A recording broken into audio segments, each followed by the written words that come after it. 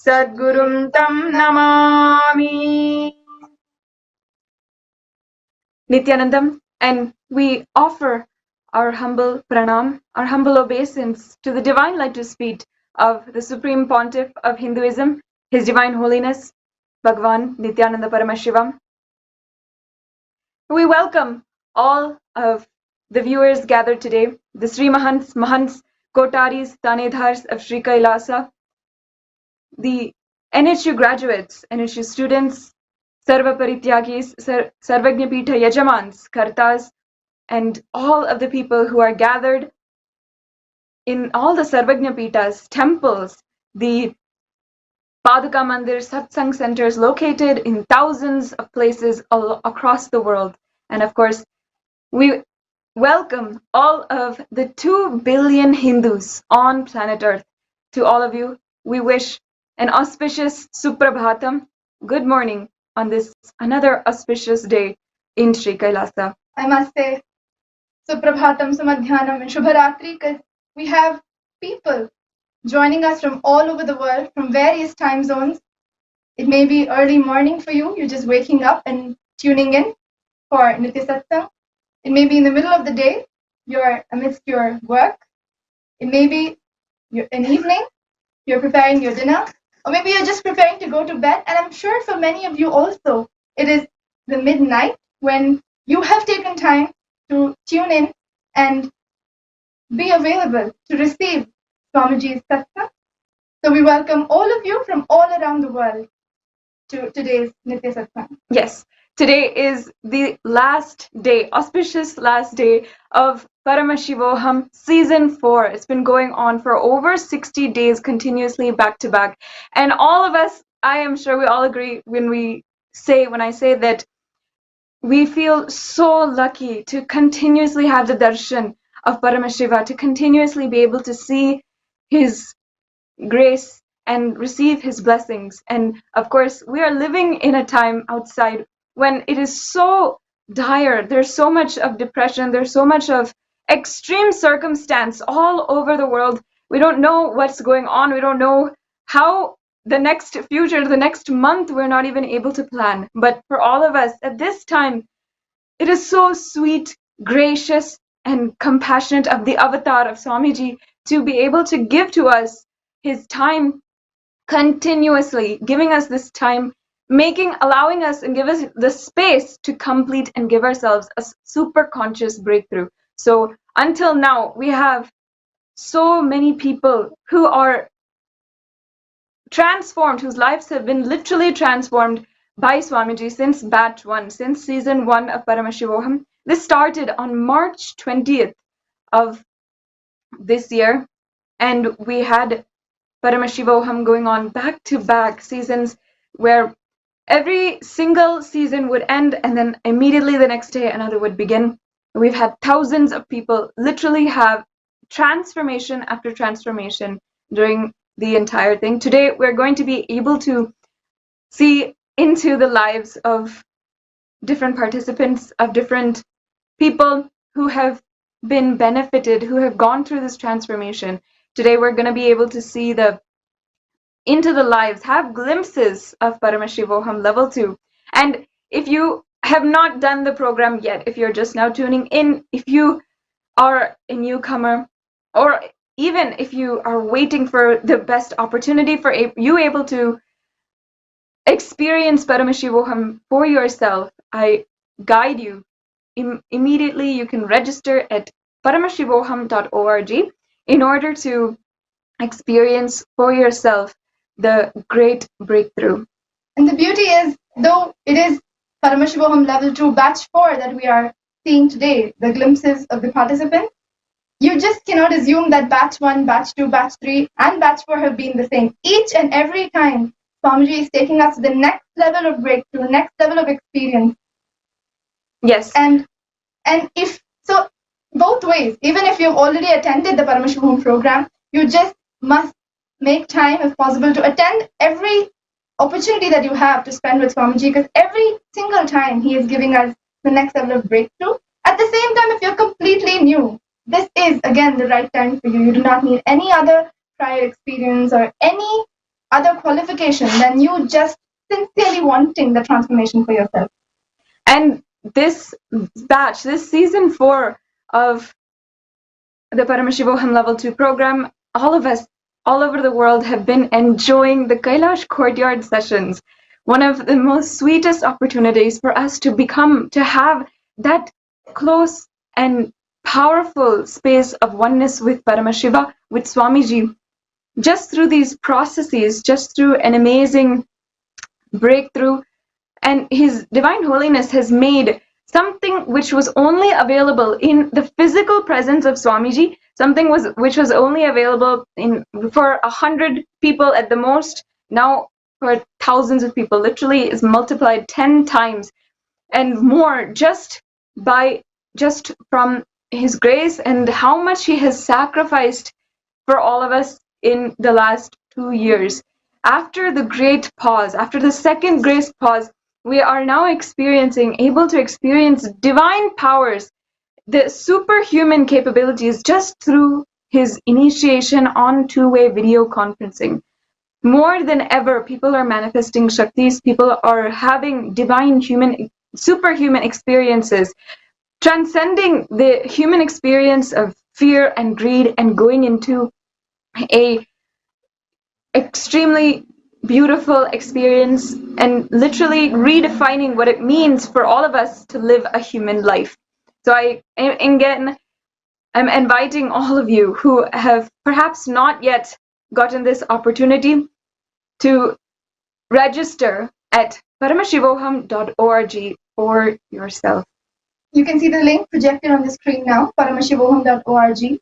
While we give you a few minutes to register, I must say, do not consider this as a luxury that you can have another new aspect of your life where you're manifesting powers also, you're exploring a new dimension. Swamiji has clearly said this is the need of the hour. This is the time when the world is in real need, and that is why Swamiji is opening up through this program, giving us that superconscious breakthrough. So it is not even a choice for all of us that maybe I will take off a few hours from my work, from my family, and attend this program. This is really the need for you as an individual, the need for you as your community, as a nation, as humanity today. This is the need for all of us to prioritize this over anything else that we're doing. 16 days we definitely can take off from our lives towards our own superconscious breakthrough, and as collective consciousness coming together to create that superconscious breakthrough by Bhagwan's grace for the whole humanity. And the newest exciting news is that Swamiji just announced yesterday during the Kailash Courtyard sessions that many of us might have heard, but I'm sure many of us also missed. So Swamiji, for season 5 of Paramashivoham Level 2, is literally taking us to another level. He is changing completely the dynamic again and told us a very sweet secret of how he's going to be conducting Paramashivoham season 5. All the auspicious things have been given, always happen, and we always consider in Hinduism the number 5 as a auspicious time, an auspicious number. So of course it is at this time, the season 5 of Paramashivoham, the next batch, which is starting bright and early tomorrow, where Swamiji is revealing to us the next level of the Paramashivoham, the superconscious breakthrough.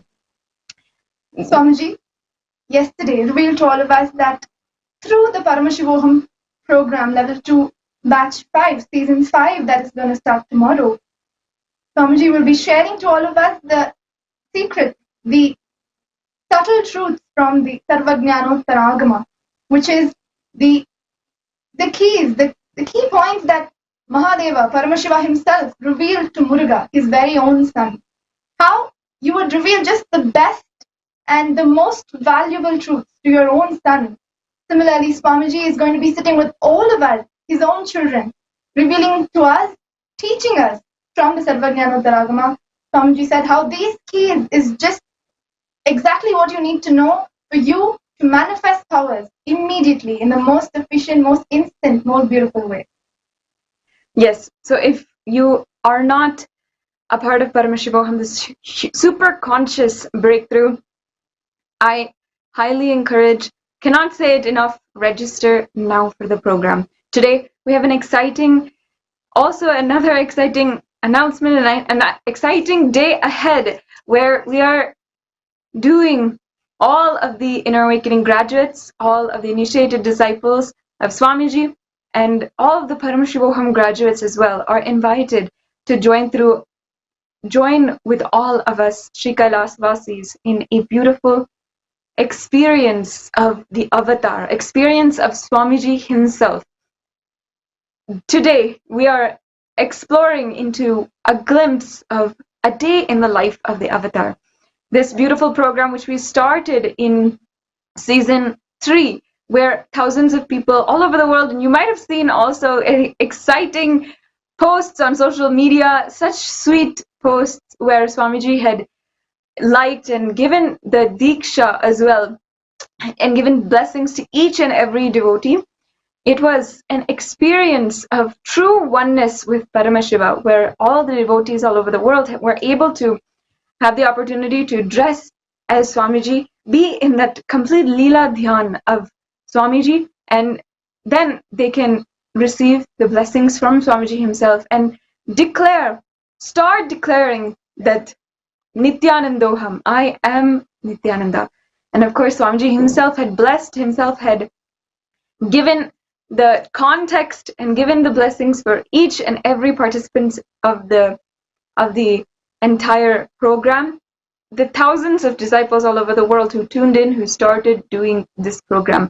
If you've attended this program last time, you should know for yourself how beautifully Swamiji blessed us all with that experience of Nithyananda Paramashivoham.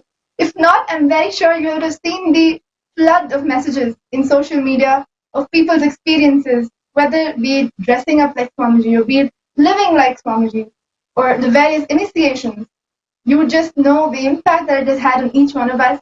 So we urge each and every one of you, each and every initiated disciple of Swamiji, if you have ever been initiated, if you have ever attended the Inner Awakening program, this is the time to reconnect, to give yourself these 16 hours where you completely recharge, reconnect, and reinvent yourself, giving yourself that one beautiful experience. It's not just the spiritual experience, but the immense amount of sweetness that is loaded in it just because of the feeling connection of Swamiji that you will be experiencing throughout these 16 hours today.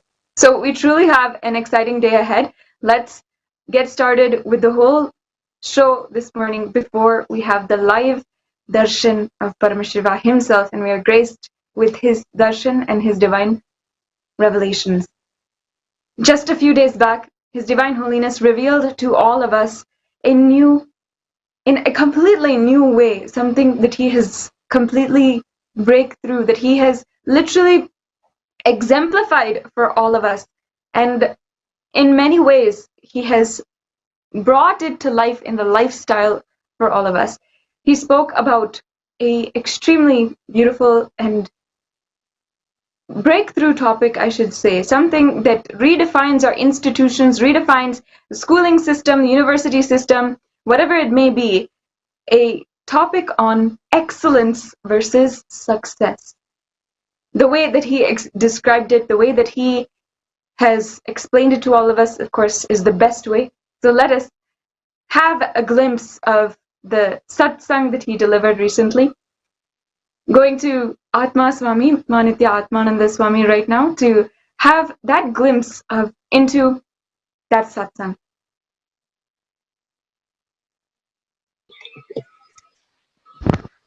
Nithyanandam, welcome each and everyone for this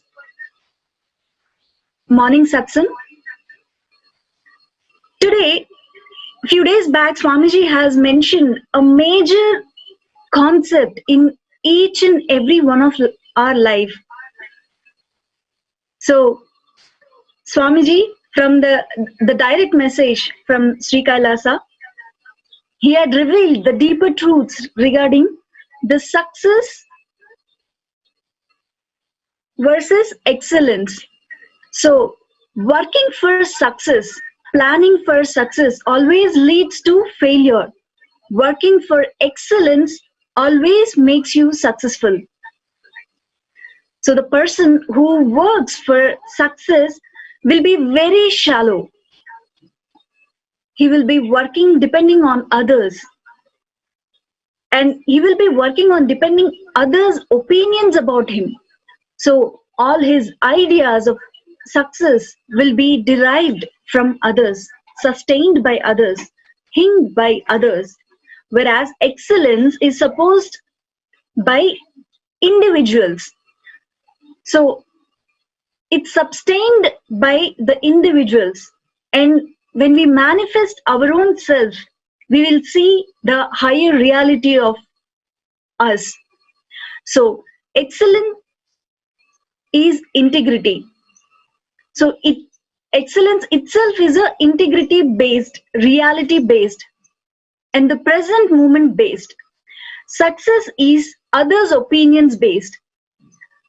Person who live with all the time strategizing cunningly, working for success.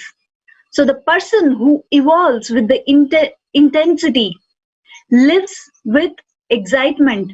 Excitement manifests everything, breaking all the life negative patterns.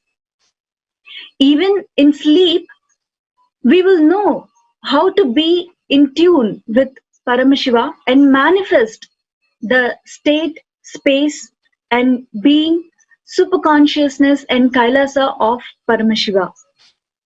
So excellence is all about from where we are raising ourselves to the next level.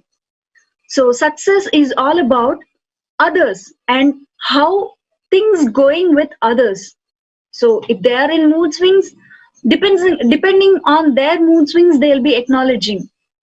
So however they acknowledge, based on that, we gaze ourselves.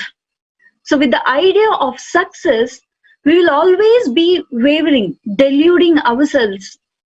With the idea of excitement, will be always grounded.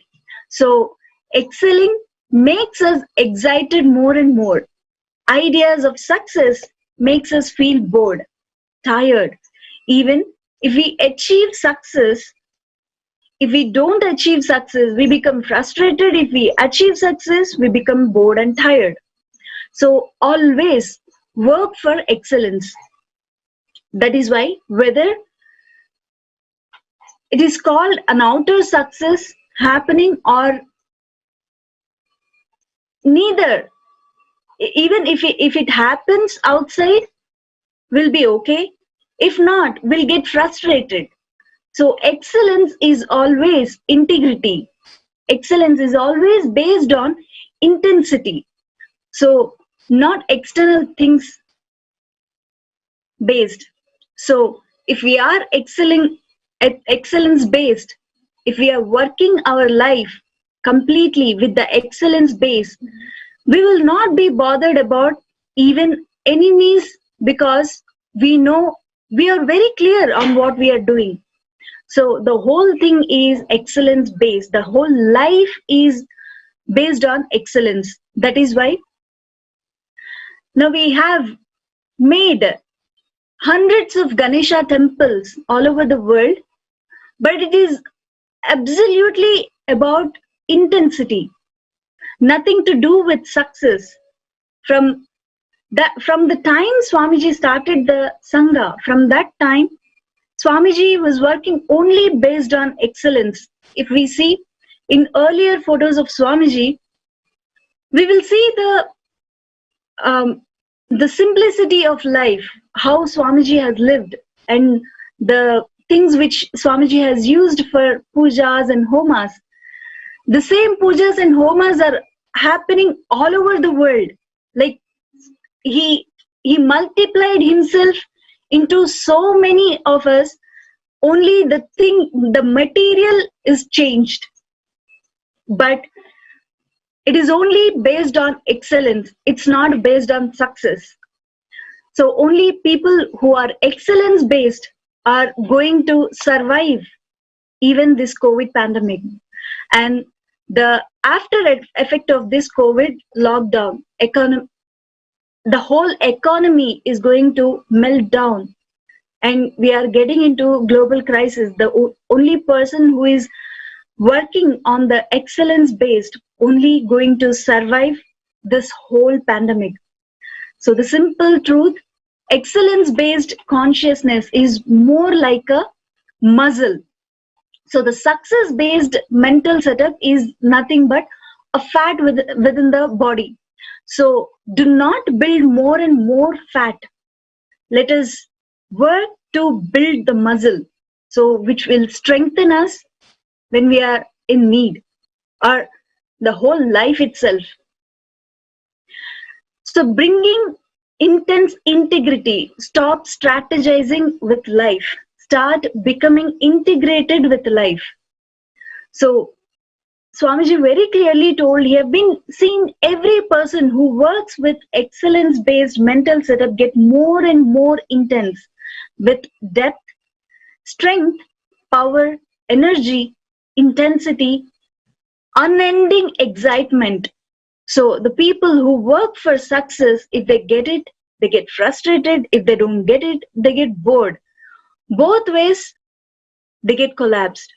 So bringing our life excellence based is nothing but we moving towards excellence. Our whole life is completely based on excellence. Nothing else, anything happens outside will not disturb us anyways. So drop the idea of success, making ourselves centered in excellence in everything what we do.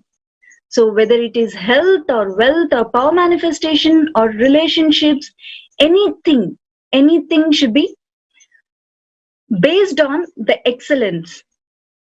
So, and Swamiji earlier, he mentioned about overall 50 countries are continuously sitting and radiating Paramashiva by being in Nirvikalpa Samadhi.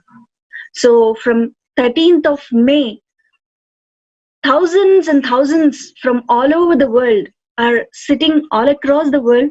We have across more than 84,070 minutes peace for the day. And so we are continuing this Nirvikalpa Samadhi, the conscious breakthrough for the whole humanity.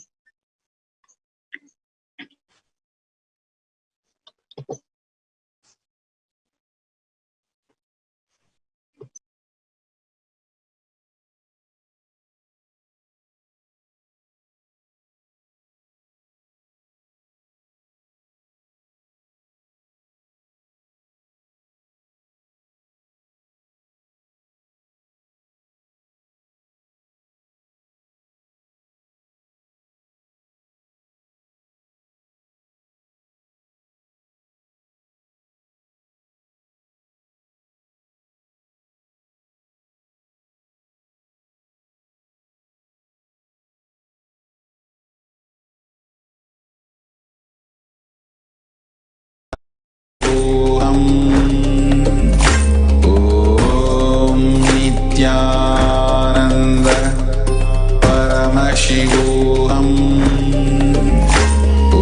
Om Nithyananda Paramashivoham Om Nithyananda Paramashivoham Om Nithyananda Paramashivoham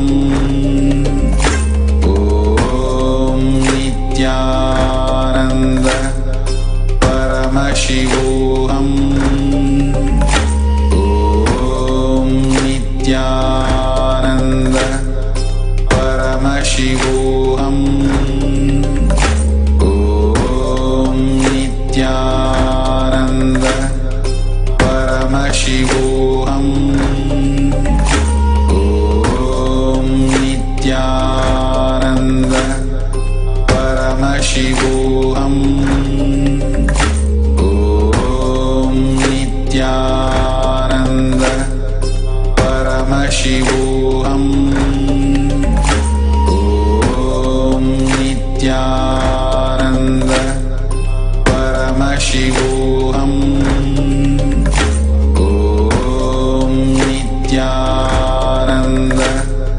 Paramashivoham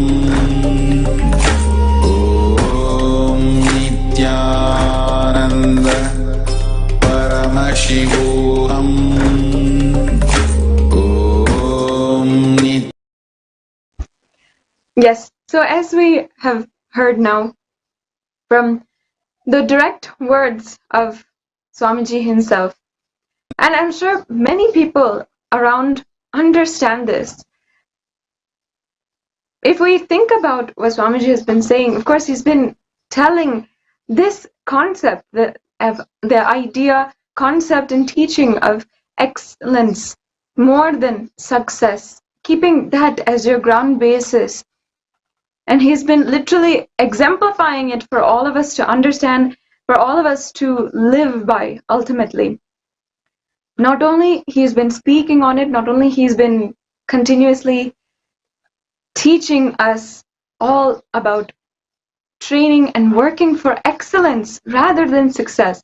As an Adinavasi, as a sannyasi ordained by Swamiji, we all can agree, I'm sure we can all agree when we say that entirely the training that goes into being a Adinavasi, being a sannyasi, it's entirely geared towards excellence versus success. All the time, no matter what, whichever Adinavasi meeting His Divine Holiness is leading, whichever instruction he is giving about a project or anything, continuously it's always been about excellence more than success.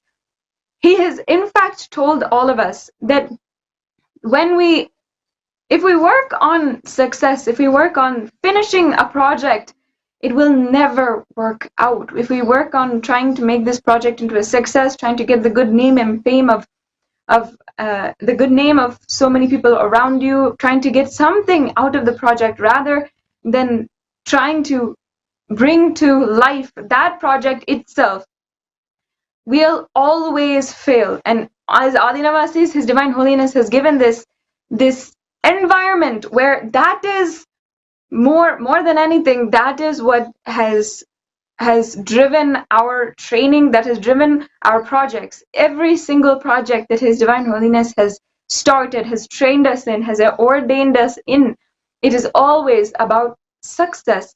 It is always about excellence and not aiming for success. I can say that from my own experience, being a Adinavasi, and every project that Swamiji has guided me in as a guru, has led and has literally, trained me.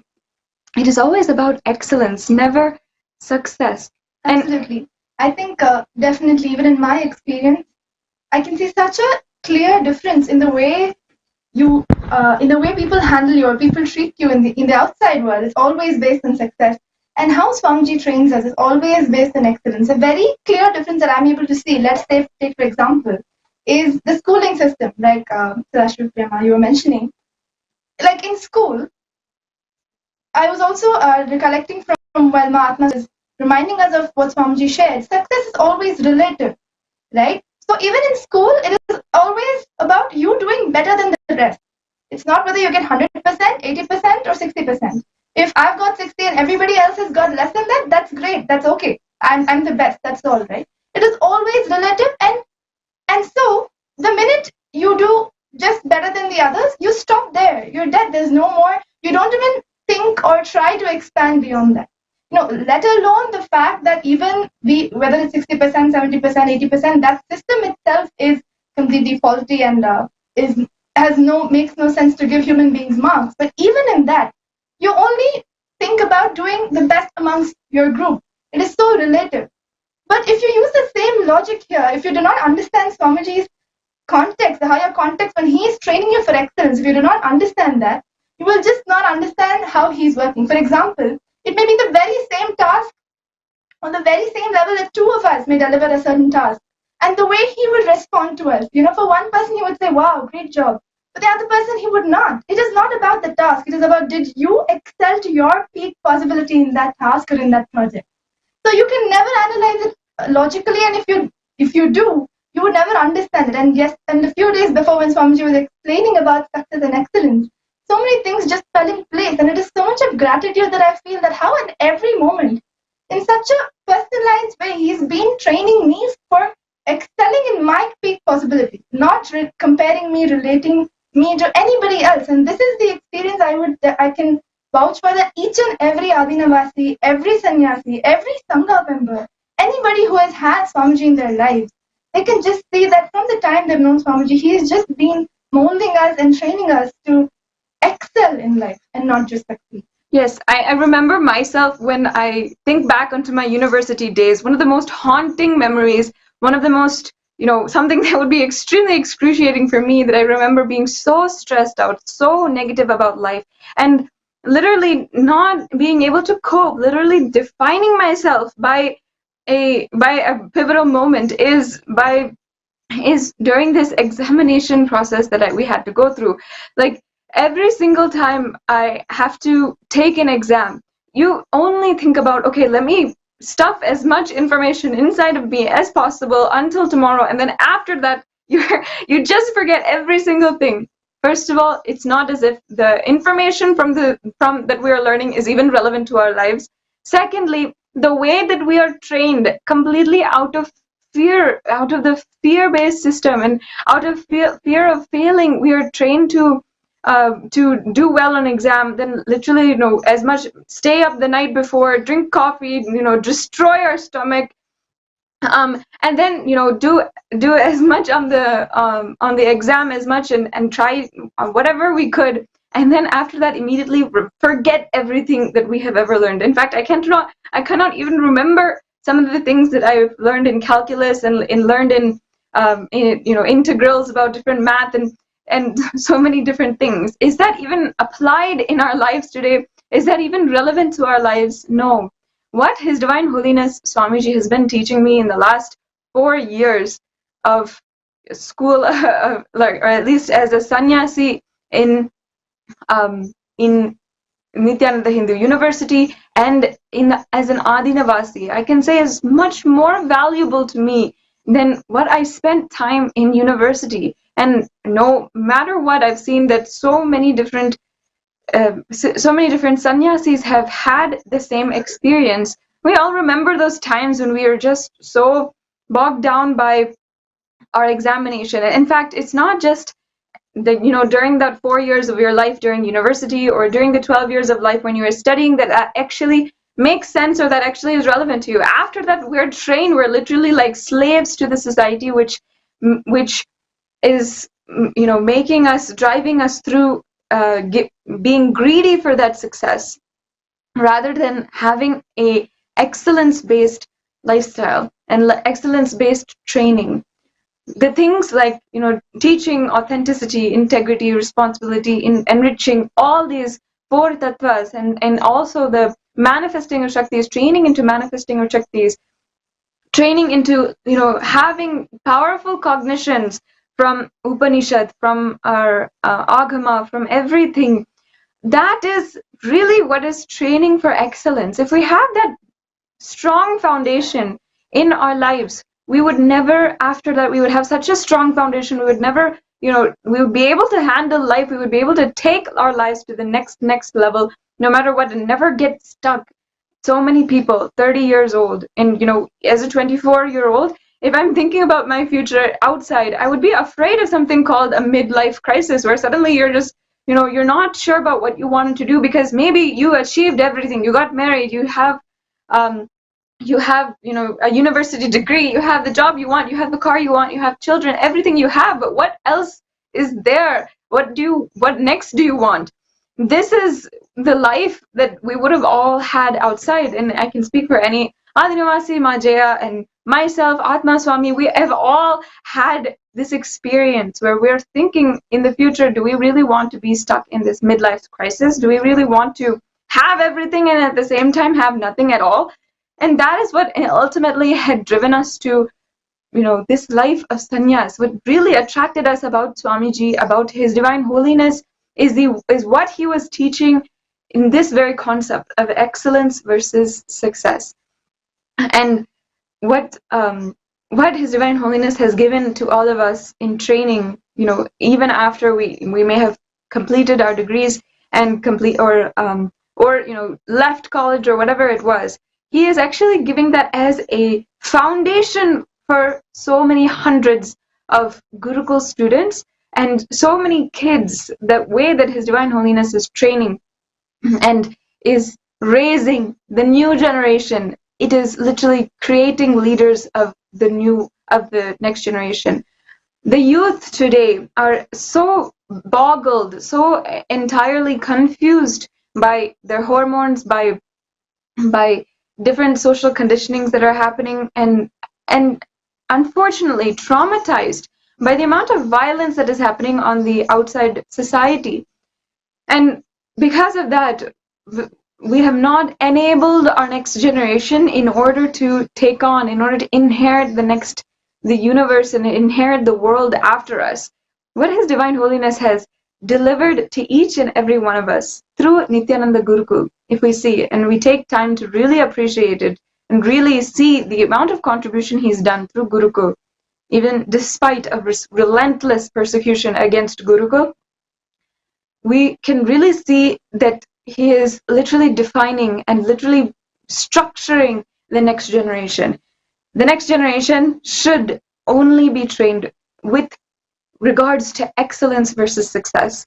When in my school, in high school, I remember secondary school when I was 14, I remember them saying something about excellence, saying something about having excellence in your life, but I never ever understood it the way His Divine Holiness defined. And in fact, even if they had said it, they never exemplified it. They never showed me what is really excellence and what is really keeping that integrity to your intensity, keeping that integrity to your state, to Paramashiva, and working. As His Divine Holiness has even said, we saw some of the beautiful pictures of His Divine Holiness doing Chandi Homa as just when he was 23, and it always just touches me so intensely that just when he was my age, the amount of intensity he had for life, the amount of enthusiasm he had for life, this is what every 23-year-old should see as an example for their life. This is what they should see as the way that they should live. At 23, would you even be able to imagine having and inspiring so many hundreds of people without any support, without any funds, without even any money in the pocket, without any support, inspiring so many hundreds of people, and doing a ritual which is based in ancient scriptures, and bringing together so many people, and all for what? Actually, for reviving Sri Kailasa. That was the entire sankalpa, the conscious will that he had made at that time, is just to revive this nation. For all of us today, he did that homa. And that's the most amazing thing, is what 23-year-old is even thinking. A human being at our age, we're never thinking, let us create a new nation where we can live Hinduism, where we can protect Hindus, and we can live peacefully, live blissfully, and let us create a real happiest place on earth. There's no person, human being on planet Earth that has even matched to that level. What His Divine Holiness has shown us, just as someone who is, just through those photos of Swamiji doing Chandi Homa as when he was so young, when he our age, is an example to all of us.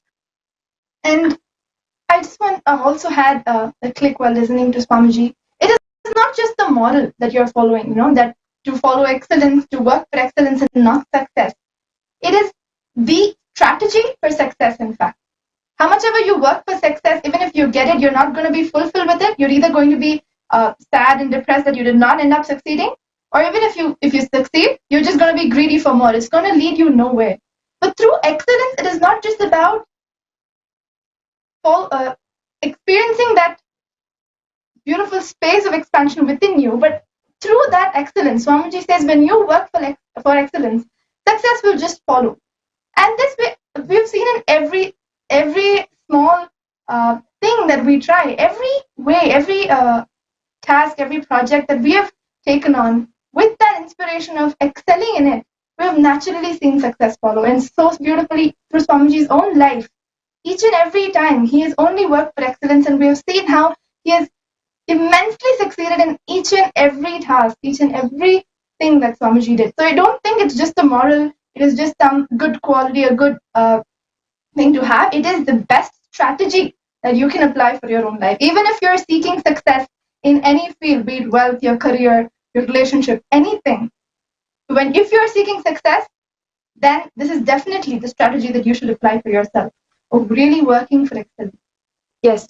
And today, from New York, we have Ma Jessica Morton, who is joining us to show how she has actually inspiredly taken up running and coordinating an online Gurukul in New York. And I think it is one of the most inspiring things, like somewhere where first of all, you may not even have a background of Hinduism, you may not even understand or grow up in Hinduism, and secondly, you're taking it up in a place where Gurukul is not at all a normal education system. You're literally working against the Gurukul, you're working against the entire system which is already in place.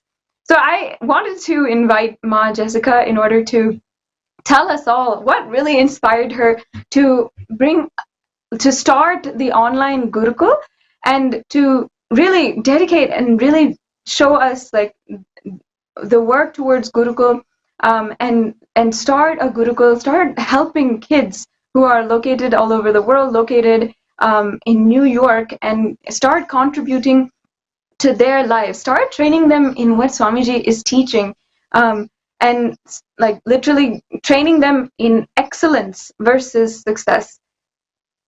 So Ma Jessica, thank you so much for joining. Whatever your busy schedule might be, I'm really happy that you were able to join and tell all of the viewers your what really inspired you to take this on. And we can, based on what Swamiji said in that satsang, we should all understand that Gurukul is the need of the hour, training in excellence versus success, more than success.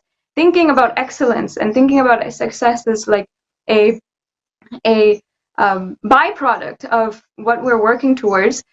That is the real training that we need. So go ahead, Ma. I'd love to hear what you have to say. Thank you, Nithyananda. Can you hear me? Yes, Ma. Thank you. Okay, good. So, well, basically, there are many reasons why I chose the Gurukul, but I wanted to help children because since following Swamiji, I've had a huge positive surge in work performance and brain functioning, and also wealth increase.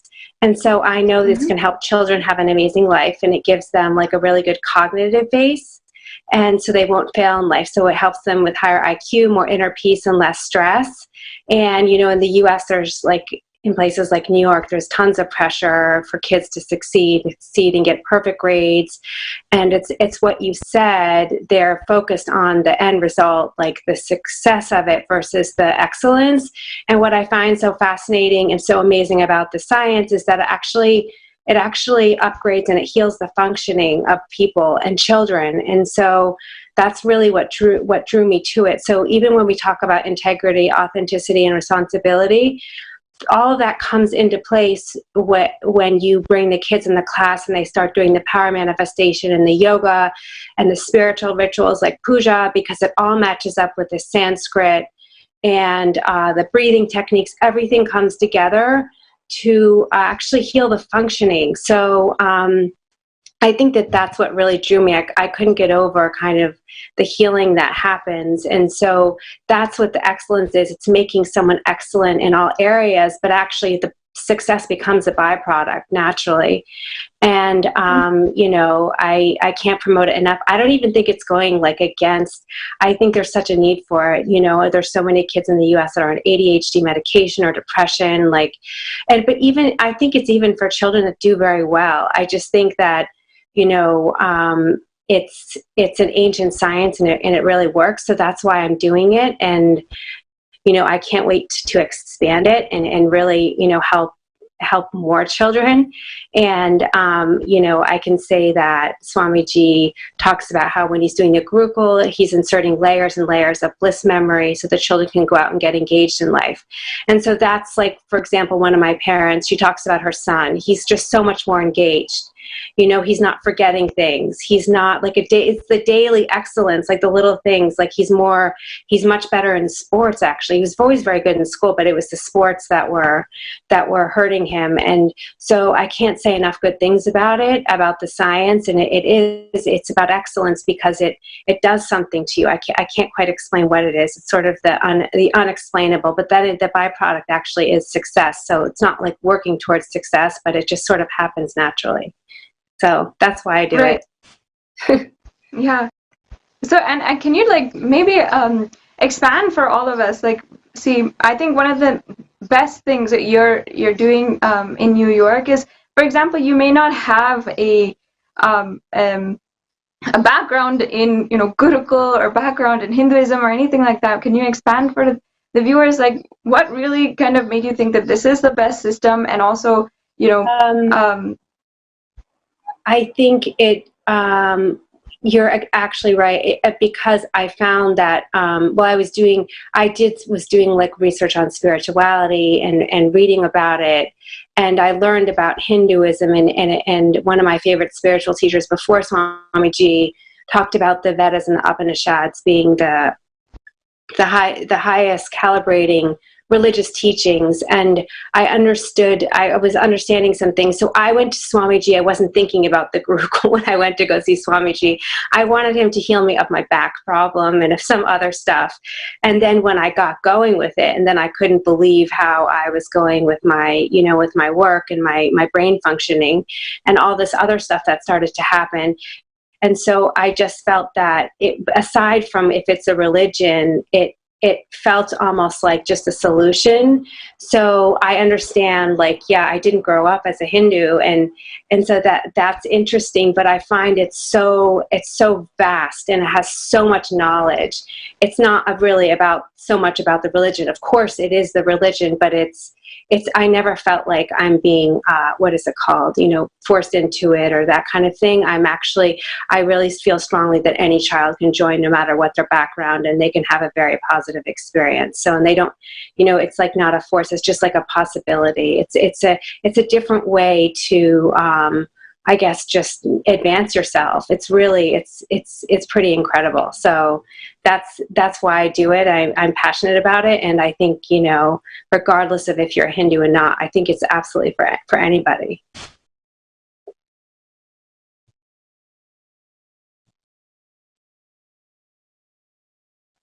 It looks frozen.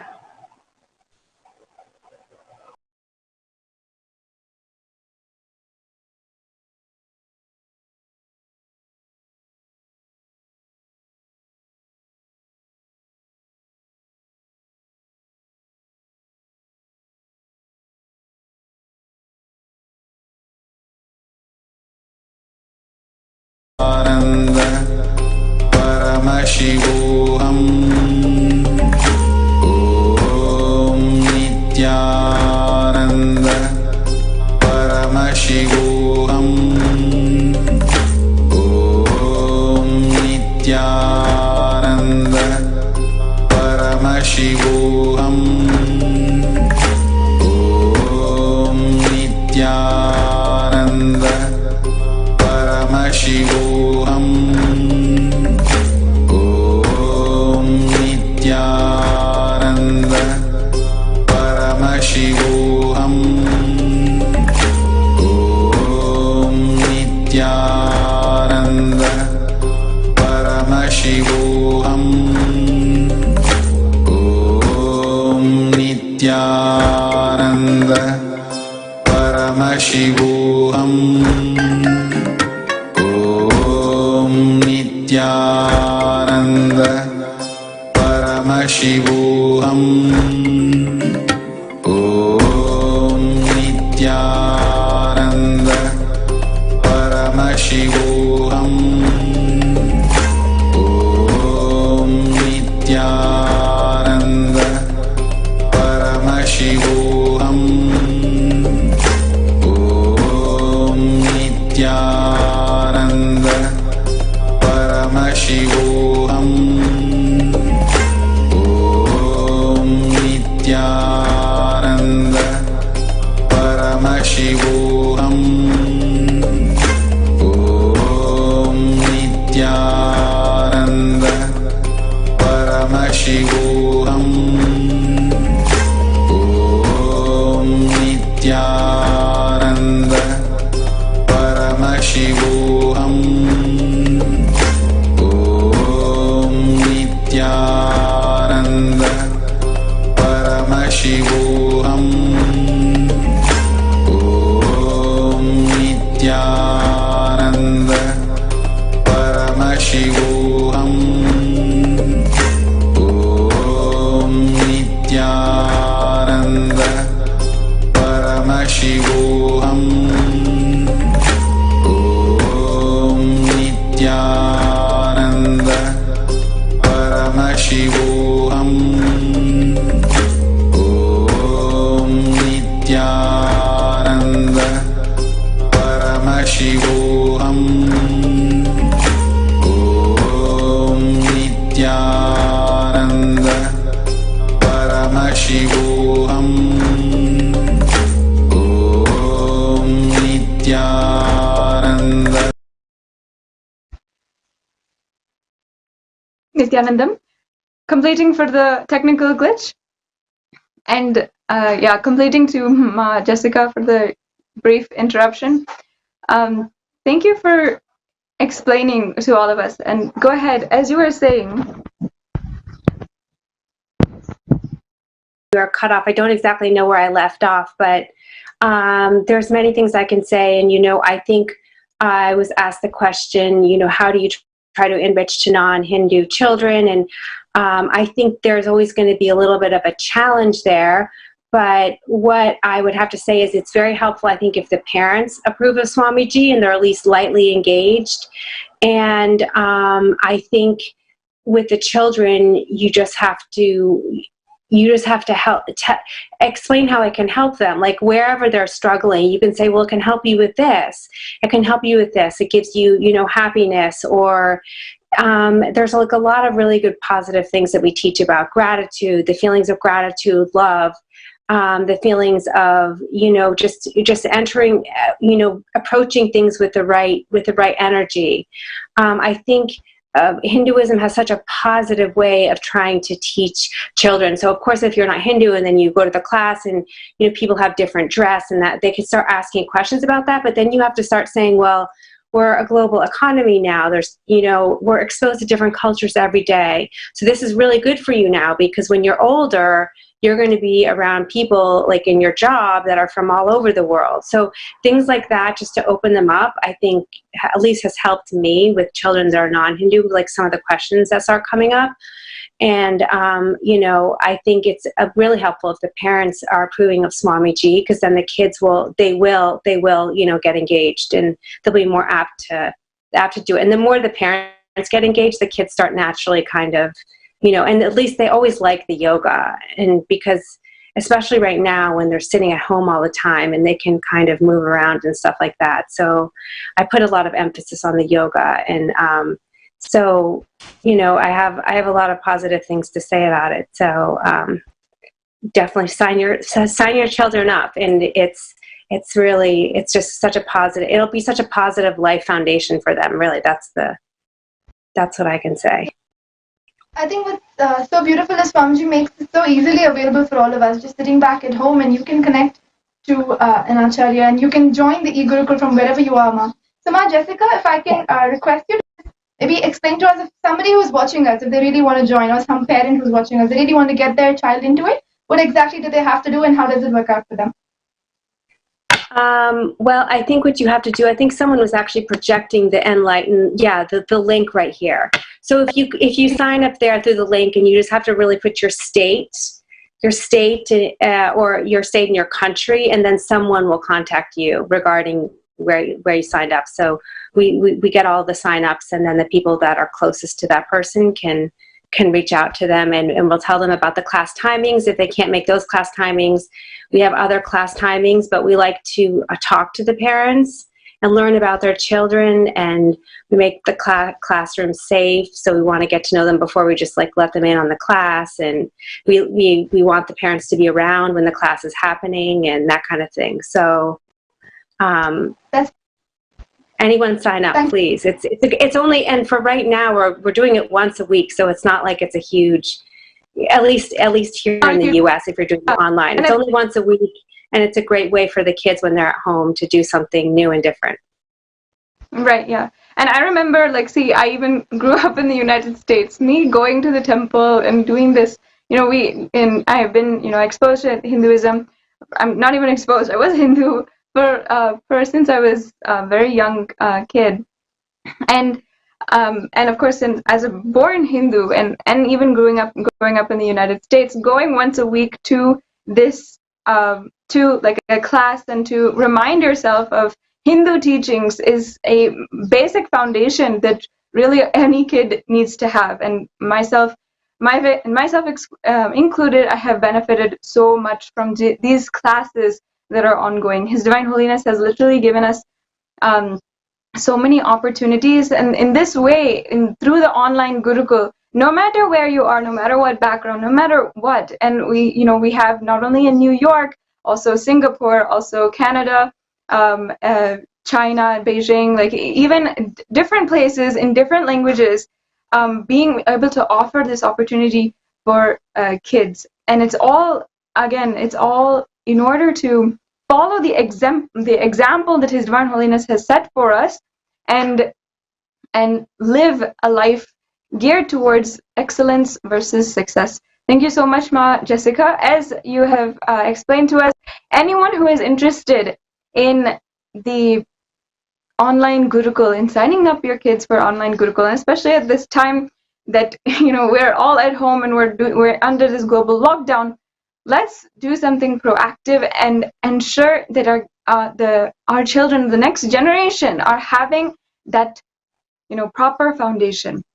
Thank you so much, Ma Jessica, for coming on such short notice. Also, I know I didn't give you much time or much explanation, but you have really beautifully explained to all of us in so many different ways. Especially, I really clicked with what you said about ADHD and depression. There are kids who are actually facing this, and and parents who might not know or might not have the background knowledge to kind of rightly give them solutions for it. And His Divine Holiness has literally made all these things so irrelevant to kids and given them a new empowered life. Yes, I think what really clicked with me also is how Ma was sharing that as and when the children attended these classes, you heard back from the parents that they've got better back at home, they've been doing better in sports, better in studies. That is what it is. It is not just about you teaching Hinduism to your children, but Hinduism is basically giving them the best experience in their life. Like Swamiji says, the only statement he wants to make through his whole mission is that Hinduism is real. And that is what this whole e-Gurukul is about, I would say. Of course, there are many Hindus around the world who want to teach about our culture, our tradition. Definitely, yes. But in addition to that, it is not just about learning about Hinduism, but through living the Hindu lifestyle, actually living the best lifestyle, whether it's in your studies, sports, and everything else like you mentioned. So I think that is something so beautiful to hear back. Yes. And now moving on in our show this morning, before the satsang introduction before Swamiji's darshan and the satsang, we have the global Kailasa updates, a very exciting segment that I always love to do because we are showing the whole world the work of His Divine Holiness, a contribution that is ongoing daily and never stopping, continuously enthusiastic, excited for the next day, for the next thing in life. And it's literally never stopping. Sri Kailasa updates from Annadhan that is going daily, from the daily updates from the Nithyananda Jnanalaya, the library that His Divine Holiness is reviving and collecting the scriptures, from the new calves being born in the Nithyananda Goshala, different gurukuls being inaugurated, different anniversaries being celebrated. This segment is one of my favorites because I get to tell the whole world the work of His Divine Holiness, what he is literally doing every single day, and literally guiding each and every one of us towards excellence, towards ultimately experiencing that superconscious breakthrough. First up in our updates for all of you from Sri Kailasa, Uniting Nations for the Hunger-Free World and Nutritious Food. We have Ma Nithyananda Priyananda, who is going to share with us an update from the different Annadhan which is happening in Arunachala Sarvagna Peetham in Madurai. There's so much of Annadhan continuously happening every single day for the last 3 months, since March 20th actually. Continuously, every single day, we've been having Annadhan being offered by our sannyasis, cooked and offered organic food to all of the different, to anyone who needs it, to anyone who is in need at this time. Across the world, we are opening our kitchen, Nithyananda Jnanalaya, and of course, it is not a new thing. Since His Divine Holiness has started his mission, feeding people is an integral part of the whole mission.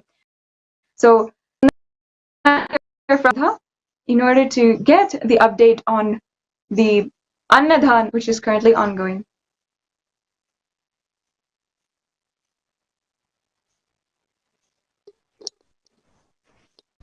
Thank you, Ma Sadashivapriya. That was such a wonderful sharing by Ma Jessica and by all of you. Thank you. And my humble pranams at the divine feet of His Divine Holiness, Sri Nithyananda Paramashivam. Nithyananda Annalaya is a part of reviving the rich lifestyle of Hindu Sanatana Dharma. Our Swamiji has envisioned for Nithyananda Annalaya. Food is one of the way our enlightened masters have used to liberate people from many patterns. We have the recorded photography of Bhagavan himself cooked and served many people in 2002 itself in Arunachala Sarvagna Peetham, the Kailasa in Tiruvannamalai. Since then, our Sarvagna Peetham has been continuously contributing to thousands of people every day, especially during the circumambulation of the Arunachala hill on the full moon day, where few hundred thousands of people flock around the hill, or benefited by our food service from our Sarvagna Peetham. Thus, our Arunachala Sarvagna Peetham has contributed so far to few millions of people. Even during this mass lockdown, the COVID-19, our Sarvagna Peetham has been consistently serving 200 sadhus and sannyasis every day. In the same way, Shamalapeta Sarvagna Peetham or Kailasa in Madurai is also offering the food service to all the vulnerable people around the Sarvagna Peetham since March 31st, 2020. We have a huge support even from the police department. One of the police officer, he comes to our Sarvagna Peetham, collects food, and then he serves and distributes to all the poor people and the kids around the Adinam. Thus, with the grace and blessings of His Divine Holiness, our Nithyananda Annalaya will be reaching out to all the people through all the Kailasas all over the world to completely wipe out the hunger from the whole humanity as the Swamiji envisioned. Thank you, Ma. Nithyanandam.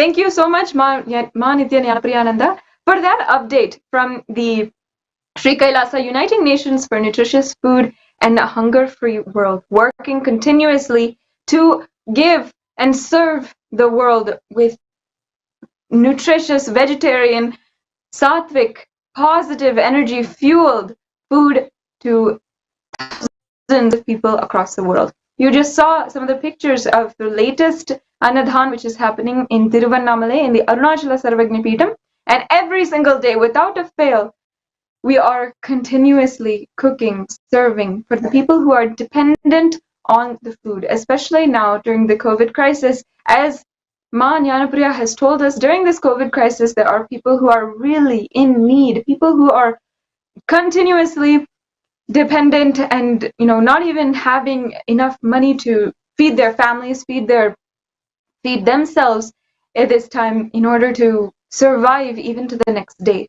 And for those families, for so many people, His Divine Holiness has extended the services of the Nityananda Jnanalaya and the kitchens all over in each and every Sarvagna Peetham in order to feed the hungry, feed the people who are dependent. Even in the United States and Canada, in so many different Sarvagna Peethams, the Adinams are serving the homeless, people who are not able to stay at home, not privileged or not secured enough to stay at home for all of us, and stay at home and in order to ensure that we are able to socially distance and follow the protocols given by the World Health Organization and given by the so many institutions. We are, His Divine Holiness as Supreme Pontiff, Hinduism extends all services of Nityananda Jnanalaya, giving food, shelter, and ensuring that are continuously a place for us to a place for all of us to depend on, to give and serve the world. Hinduism is to serve outside, to serve the world and serve continuously the world, not only through a superconscious breakthrough, not only through spiritual, even these life essentials, even nutrition, food that we need, the basics that we need. The next update that I'm excited to share with all the viewers is from Sri Kailasa Uniting Nations for Organic Agriculture. We have every single day been establishing new farms, new land, and not just in a large scale, but even in people's homes, even across the world, as guided by the Supreme Pontiff of Hinduism, by Swamiji himself. He has guided all of us to start shifting our economy towards an agriculture-based economy. So across the world, Sri Kailasa Vasis have been starting farms, starting new initiatives in order to sustain themselves with food and ensuring that the food that we eat is all grown in the land that we live on. As a model of this, the Sri Kailasa in Bidadi, in cultivating the land of Adi Kailash for agriculture. And as you are seeing, we have the latest pictures of the land cultivated with new saplings being there. There's at least 30 different varieties of vegetables, fruits, grains, which is being harvested from Bidadi. Very soon you'll have updates directly from the Mahasannidhanam there itself, who are about the Karase. As you're seeing, it is the Kailasa Vasis, the Sri Kailasa Vasis, the Adivasis, the Sannyasis, the Gurukul students who are living there, who are cultivating the land themselves and working in order. Holiness, as the Supreme himself has said, we will be entirely, our economy will be agriculture based. No more it will be on this currency based system. If a completely fall through, a completely unstable system, it will be back to an agriculture based system. So it will be most beneficial for all of us to switch to agriculture based, and we have so many different varieties which are being grown in the lands of Adi Kailash. And of course, all of that is then given Nithyanandeshwara Paramashiva in the temple, in the Devalayam, which is Swamiji constructed in Adi Kailash, and then it is served as food, as prasada, for each and every meal for all of the residents of Adi Kailash. And every single day, it's so exciting, so intense, I should say, to see that His Divine Holiness has successfully shown the world a model ecosystem which we should live. And for the last 25 years, he has literally been growing, pouring his sweat and pouring his blood and literally giving his entire being into each and every one of us, being able to experience this for ourselves. And because of that, we are literally, the success is shown in Adi Kailash. Next, in our updates from Sri Kailasa, we have a beautiful update going in from the Akhanda Nirvikalpa Samadhi Jnana Yagna. For the past 9 days now, since Swamiji has inaugurated the Akhanda Nirvikalpa Samadhi Jnana Yagna, we have been continuously sitting in Unclutching, learning the Jnana of Upanishad, and we have been having so many different people, literally hundreds of people all over the world, who are meditating, unclutching, sitting in the Nirvikalpa Samadhi in order for us to experience.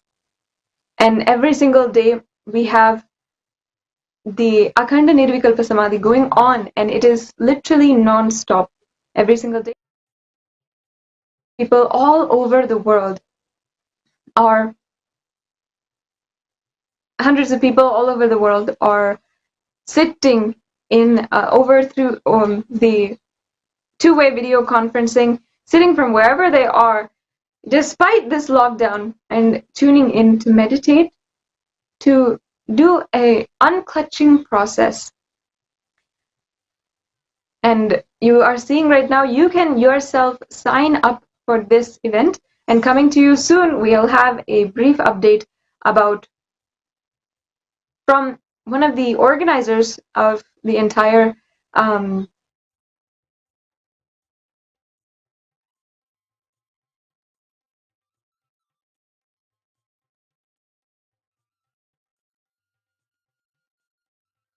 shortly. So stay tuned for that update. Today is the I Am Nithyananda program, and it's going to be a very exciting day for all of us to experience this. I first of all would like to welcome all of the Paramashivoham participants who are joining us now. Before we move on, I think we have Lydia, who is here with us, to share with all of us the latest updates of the Akhanda Nirvikalpa Samadhi Jnana Yagna. And she has been very actively involved, I must say, from day one, since Swamiji announced and inaugurated this Yagna, and one of the many assassinators who are involving themselves and helping organize and conduct these sessions. So I will leave it to Ma. You can go ahead and unmute yourself and share with all of us the updates and your experience of being a part of this Yagna. Nithyanandam, everyone, and thank you for having me here. Thus far, it's been a really exciting, I must say, exciting experience so far. There are roughly 56 Apatsanyasis conducting sessions every single day. I am just one of them, and there have been sessions in over 50 countries as well. So there are thousands of people joining in every single day. And I feel really honored to be part of it, because firstly, it gets me to connect with a lot of people from different zones all over the world, and then also it gives me an opportunity to help create that space for them. So being part of it, I would say the sessions are so powerful. Like, even for me, I was really amazed by how simple this technique is, but just how powerful it is. Swamiji says it is, the foundation for any seeker. It's the foundation to manifest the state, space, powers, and superconsciousness and being of Paramashiva. But experiencing it myself, I could say it's really, it takes you to another dimension, and it goes beyond, religion. It goes beyond any sort of practice. It's really a technique that helps us to create more space to connect with reality, to connect with who we really are. And also it brings so much clarity, because a lot of time we live in our mental space. We literally live in our minds, and not we aren't grounded in reality. And Swamiji says, being aware of our thoughts, being conscious of them, we become more powerful because we are able to make more conscious decisions. We also become more compassionate. We have more space to really live and to be grounded in the state of Paramashiva. So it's been a real amazing experience, I must say. It's very exciting. There's a lot of coordination behind the scenes. We are constantly moving from one zone to the other. Having 56 really wonderful Apat Sannyasis who have dedicated their time every single day, some of them conducting 11, 12 sessions a day back to back. It's really, really amazing. So thus far, I just have Swamiji to thank. This was one of the first assignments he gave us as new Apat Sannyasis, and I must say it's been a real honor and pleasure to be part of it. Yes, ma'am. If I could just ask you one more question, like you mentioned, you're an Apat Sannyasi, and you're many other Apat Sannyasis involved in organizing this whole Yagna. The very phase of Apat Sannyas is you have jumped in realizing the need of the hour, right? Apat Sannyas. So it's so beautiful, definitely, that you shared about all the side effects and how unclutching, how it's going to help us in more clarity, better decision making. But why is it the need of the hour? Why should somebody watching us now join today right away? Can you just maybe share your thoughts about that? Yeah, sure, Ma.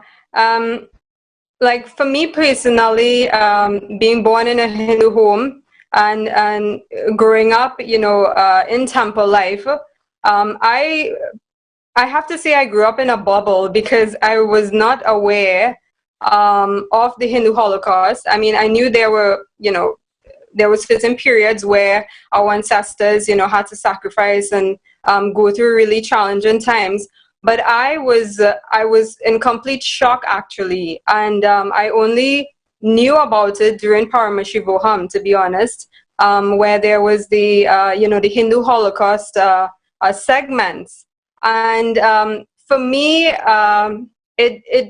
it really touched me deep down, and I said, as a Hindu, what am I really doing? I can't go along business as usual. After knowing this, there's no more business as usual. For me, it spoke to me, it resonated within me. I have always wanted to live that lifestyle, never had the opportunity to, but when Swamiji came into my life, everything changed, and I was so happy to know that, an incarnation is here. Number one, he is here on planet Earth. So that was like the biggest thing ever. But then knowing that there was a global community of sannyasis and disciples living this lifestyle and just enjoying it, to me, that was like a dream come true. So jumping into Apat Sannyas, declaring Apat Sannyas, for me, it was really like four things. Firstly, to honor my ancestors, to honor that lineage. Secondly, to honor and help revive Sanatan Hindu Dharma to all its glory, and to help create this or make the reality of Sri Kailasa nation, which is Swamiji's vision. And thirdly, for me, it's really about spreading the awareness, inspiring others, letting them know that there is a lifestyle like this. It does exist. It's the most beautiful, powerful, and complete lifestyle. And whatever fears we have, initially I had fears, coming from like engineering background and having working as a young professional, I always thought, okay, what would people think? But then I said, this is what I want. This is me standing up for Hinduism. This is the most honorable thing I could do. And I know I could help inspire others. So whatever fears I had about, what my parents would think, what my family would think, what friends would think, it really just literally dropped off when I declared it. And I'm realizing now, initially I was kind of scared of social media and doing videos and doing posts, but now I'm seeing that it's inspiring so many people. So I think, whatever fears we have, whatever doubts we have, you just make that ferocious decision. Deep down, there are so many people I know want to live this lifestyle, but the mind plays games. But really and truly, once you have the intent, everything, Swamiji clears everything for you. I have seen this personally in the last year of my life. Swamiji cleared my schedule to be able to attend to certain sessions and even just to spend some time in my own seeking. So I would recommend, there are young professionals out there, there are young women out there, single mothers. There's so many women out there, male and female as well. There is this lifestyle that exists where you can be complete. There's every single day is exciting. Every single day you expand. Swamiji expands us in ways that we could never do on our own. And it's complete. It's a divine lifestyle. There's a global community of people who are supporting you. Swamiji's support is the main thing. He is guiding you. When I declared Apat Sannyas, from that very moment, I felt Swamiji's presence even more in my life. I could tell you that for sure.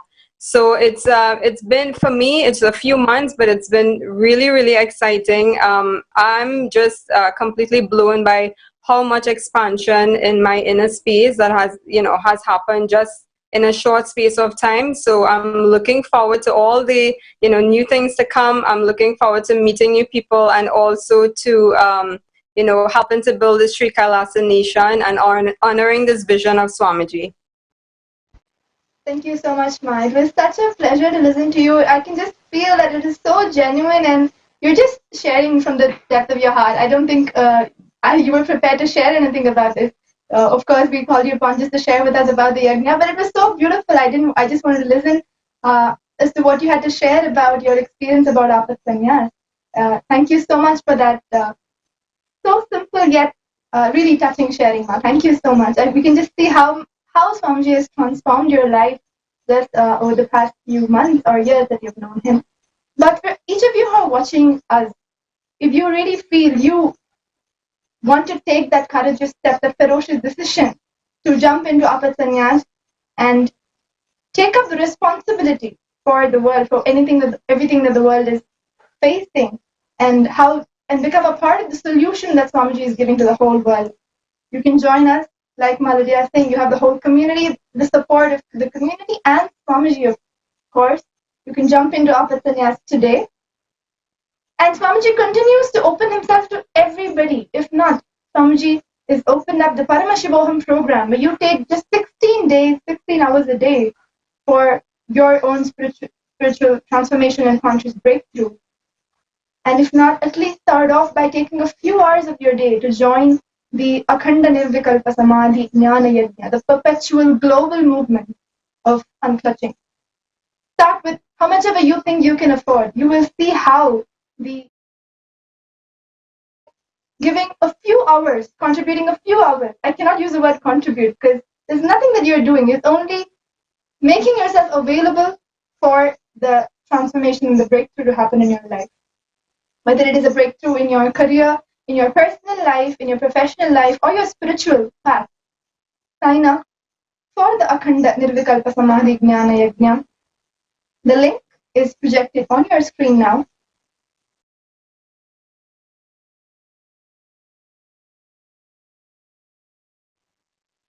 You will experience through this whole process. Wonderful. And one of the things that really clicked with me from Maladia's sharing is that literally across the world, 56 apat sannyasis, 56 people are just there, dedicated to this project. They're just dedicated to keeping the cycle going. That is how His Divine Holiness has literally inspired these people to dedicate their life. And I couldn't even believe what she said. 11 to 12 sessions a day is more than, some of us are even taking, even if we're involved in Paramashivoham, involved in so many different things. 11 to 12 sessions a day. This is how much Swamiji has inspired all of us, inspired apat sannyasis, inspired so many different people from all over the world to take up contributing to the world, take up this mission, take up a global movement in order to end coronavirus and end all of its negative effects, literally spearheading the entire world into a new age, into a new structure. And that is something I cannot emphasize enough how inspiring that is. And Swamiji, since the beginning of this global lockdown and so many different things, we have seen he has continuously contributed, whether it is by his own presence, his darshan, his diksha, and his attention, or even to this kind of hosting and inaugurating this the global Akhanda Nirvikalpa Samadhi Jnana Yagna. Even these kinds of things, starting literally just with a wave of his hand and a blessing, he has just started a movement and ignited a transformation in so many different people. As Lydia was telling us, which I thought was so touching, so inspiring, and literally inspiring to see how nowhere there is any kind of limitation when it comes to this superconscious breakthrough that Swamiji is giving. Whether you are from a Hindu background or not from a Hindu background, in just the last 2 hours, we have seen how the various different types of people who are involved in this, involved in Sri Kailasa and involved in the global movements that Swamiji has inaugurated, whether it is Sri Kailasa Uniting Nations for nutritious food, whether it is the online gurukuls, whether it is this global yagna, we are seeing that there is absolutely no reason now for you to join and for you to become involved, start contributing, start being involved in Sri Kailasa.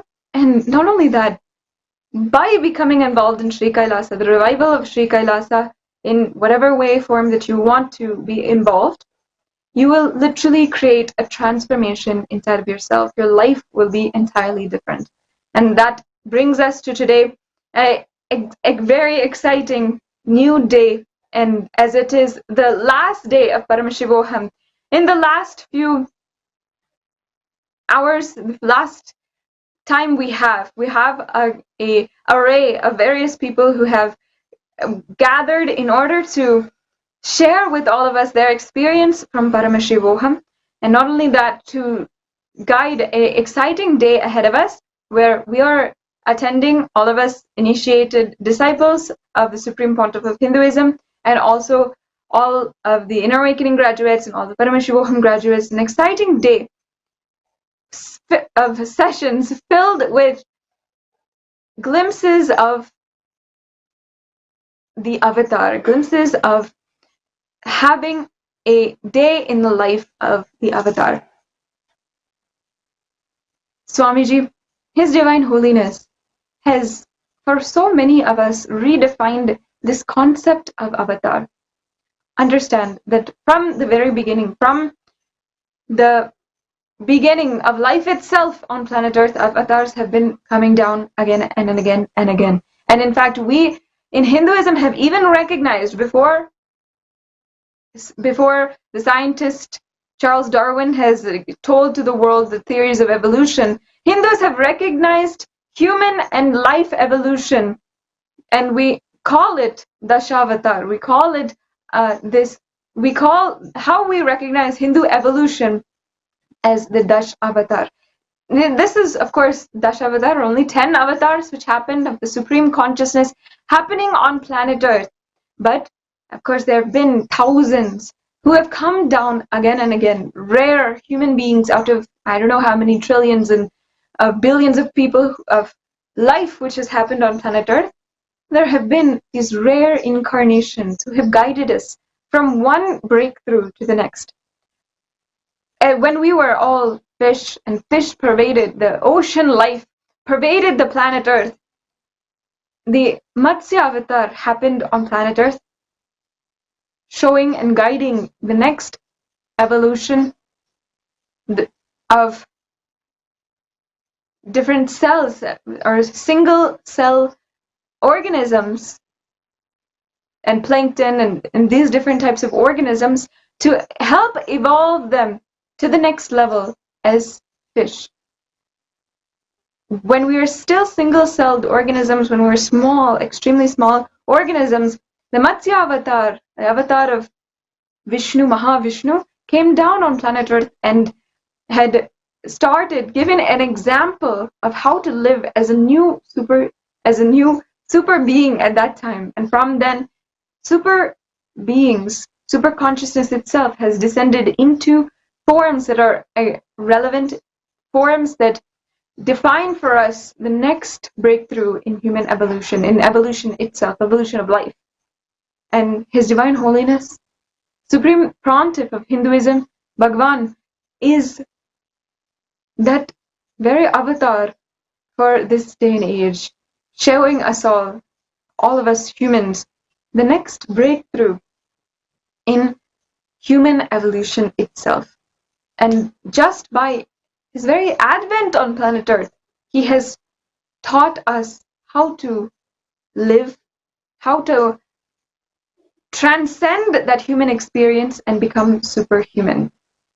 That is the lifestyle that He is teaching as living enlightenment.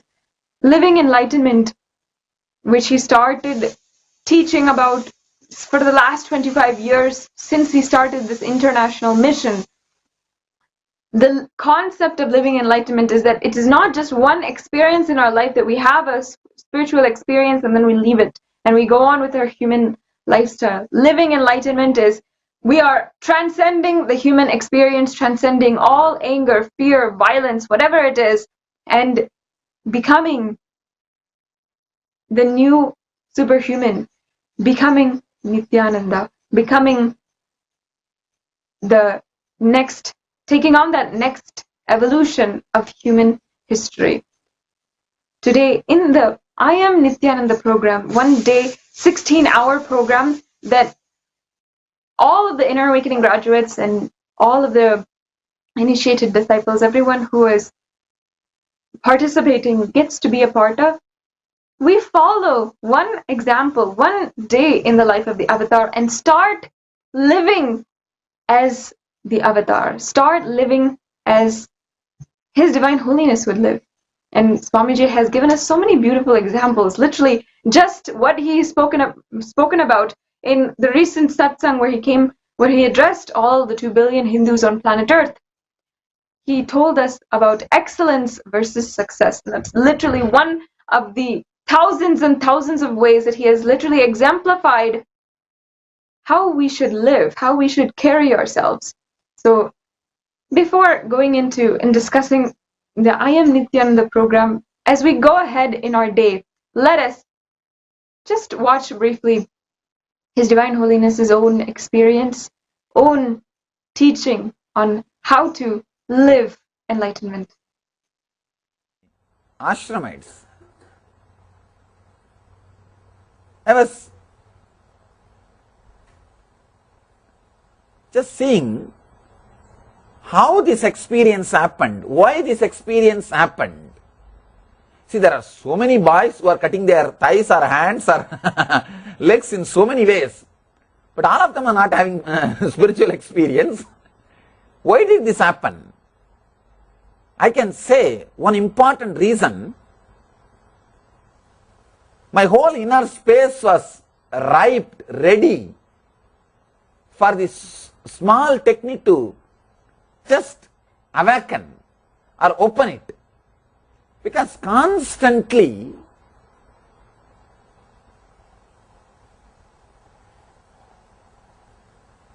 I used to be in that high frequency of feeling connected with the masters without even my awareness. See, who inspires or impresses you, they become hero of your inner space, in the young age especially. These great masters, they have impressed me so much. In every situation, internally, I'll calculate how this master will behave at this moment. Let me behave that same way. For example, if I had some fear, I'll remember how Annamalai Swami will face this fear. He won't bother. He is an enlightened. Let me also be like that. The inner space was so inspired and impressed by these great masters. Every step in my life, I'll think how he will behave. Let me do that. For example, if I see some sweet or something, my brothers and all will jump. I want this chair, I want that chair. I'll think how Annamalai Swami will behave. He won't bother. He will keep it in one corner. It will be there. Let me also be like that. I don't know how this system got developed into me. So much inspired, impressed by that masters. The inner space was so pure also, young age. No other heroes. Only these masters are the heroes. And every step I used to think, how he will behave. Let me behave like that. How he will do. Let me do like that. I used to go for a circumambulation of the hill. To go around the hill.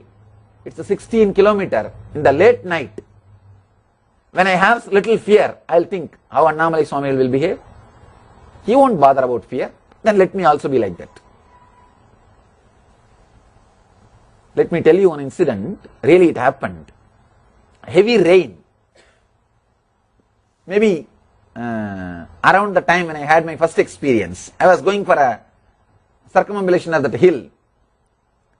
I had the fear, heavy rain and thunders, lightning. Immediately I thought, how Annamalai Swami will behave? He won't bother. He will just walk. Let me also do the same way. And I was walking through the traditional crematorium, where people are cremated in India, cremated and buried. In India, both are done in same place. Burial and cremation, both are done in same place. I was walking through that because when you go around the hill, you are supposed, that path goes through that crematorium of Arunachala, the city's cremation ground. Suddenly I saw one dog biting something and eating. When I went near, the dog was trying to bark to drive me out. First thing, when the fear came, I saw that. I thought, how Annamalai Swami will behave? He won't bother. Just let me go. I started moving. Anyway, when I started moving, the dog got frightened and ran away. When I went near only, I saw it was a dead body which was not completely buried, came out in the rain. And it is lying on the road. And just imagine, 12-13-year-old boy, midnight, dead body, without head. Because head is in the mouth of the dog. And the moment the fear started, it did not even reach my being completely. The shock, fear stroke did not even happen completely. The moment even the first thought started coming, the awareness was so intense. I thought, how Annamalai Swami will behave now? He will just walk around and go. Just walk around and go. I went, that's all. That's all. Just I took bypass, detour, walked, did not even bother to turn back and see. Just walked. The fear stroke did not reach my whole body. The fear stroke, which was like a pebble which started, or which was about to start, did not even open up and reach my body. The heat or that shivering or that shaking was not there in the body. Just it's died. It's not there. Intensely, the whole conscious inner space was ready. That is the reason just a small punch or a small inspiration was able to put me into that experience. That's what I call living enlightenment. When you live enlightened master's body language, you live enlightenment. Whenever any thought comes into my body or into the space, first thing I'll think, how he will behave. Naturally, this will not be there. Then forget about it. Forget about it.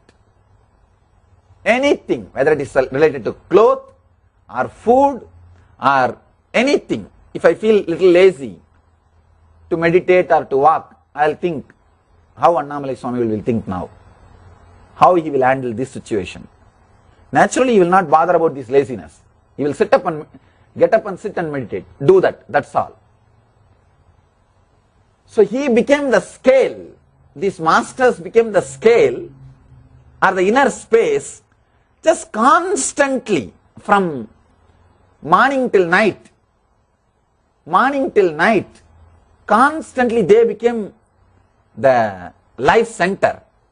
I asked him once, Swamiji, that I saw the Arunachaleshwara in dream. Do you also see him in the dream? He said, no, I don't have any dream. You don't have dream? Then how can I have dream? That night I said, no dream. Annamalai Swami will not have dream. Then how can I have dream? No dream. You will be surprised. That night when some dream started happening, I clearly inside the dream I am saying, no, Annamalai Swami doesn't have dream. Then how can I have dream? Dream disappeared. Just dream disappeared. The inner space was so thorough, so innocent, so straight, direct.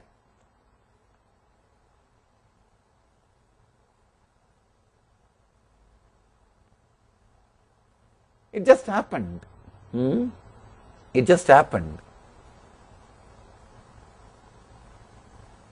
Even if I feel cold or anything, I'll remember how he will behave. He doesn't bother, he won't bother. Then don't bother, over. There was no further questions, arguments inside. The biggest problem for a seeker is, I know it is right, but I am struggling. You are dead. You are dead. Over. Over. You will neither achieve this nor achieve that. Earlier you die, better for you and the planet Earth. Over. If somebody says, then nothing can be done by you. Nothing will be done. Then what will you do? Because you will be talking this, you will be stuck with this one idea for janmas. This is what we call karana sarira, giving reason. Understand? I know what Swamiji is talking is right, but I am not able to. Means what? Caught in karana sarira. You will never be able to get out of this layer unless you just take a strong step and put your foot down. Anybody, be very clear, just look back, look into yourself. If you are caught in this layer, be very clear, nobody can save you. Nobody can save you. You may take today's my message. Do not be stuck in that layer. Anywhere you are stuck, okay. Anywhere you can get stuck, nothing wrong. Not in that layer.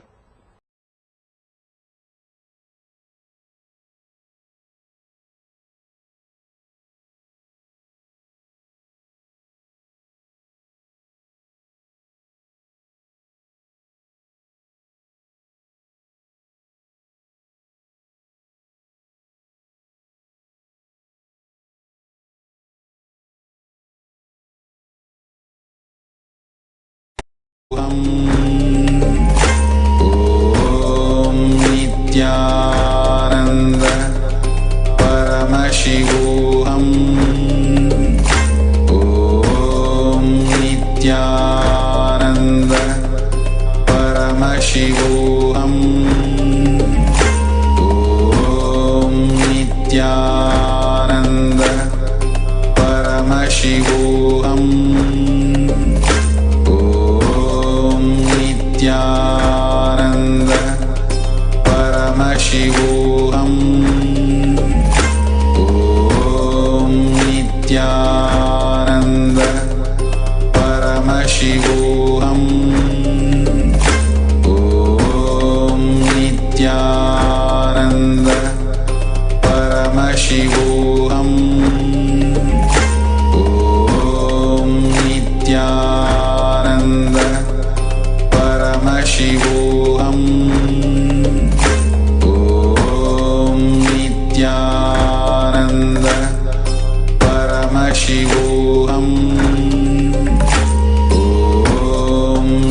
Nithyananda Paramashivoham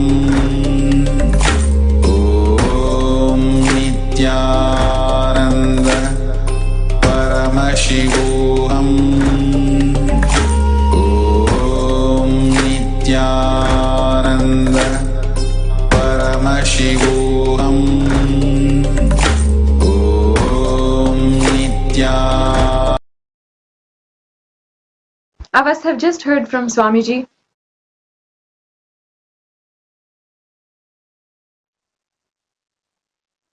His Divine Holiness guided us in how we should also live.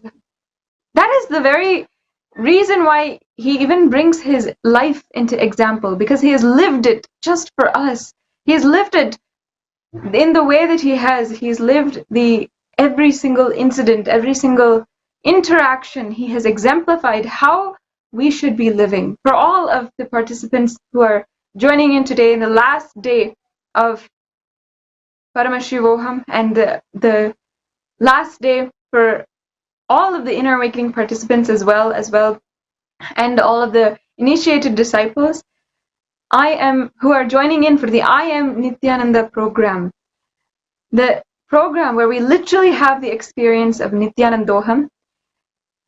This is the first thing that we learn, that how Swamiji has literally lived every single incident in his life, has blessed and graciously gone through every single interaction in his life, is an example for each of us. And whatever we're doing, whatever action, no matter what, everything should be in the continuous Leela Dhyan, remembering Swamiji, how he would be, and continuously remembering that for ourselves. Today, we have an array of participants who are so excited to share with all of you the breakthroughs that they have had during the last season 4, and also during the Paramashivoham programs that have been going on. Either they have been volunteering, they've been receiving Swamiji's darshan, they've been attending Kailash courtyard sessions this season.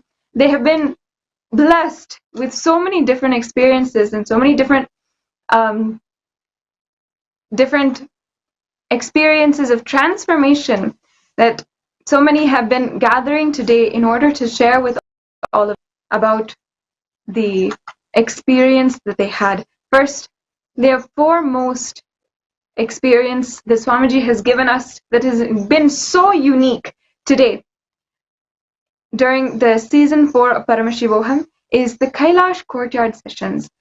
And we today have Andreas from Greece, who is excitedly wanting to share about the Kailash courtyard sessions and the power manifestation which he has been doing since that time. So Andreas, thank you for joining. And for all of the viewers, can you introduce yourself, where you're from, how you started this program perhaps, and how your experience has been so far?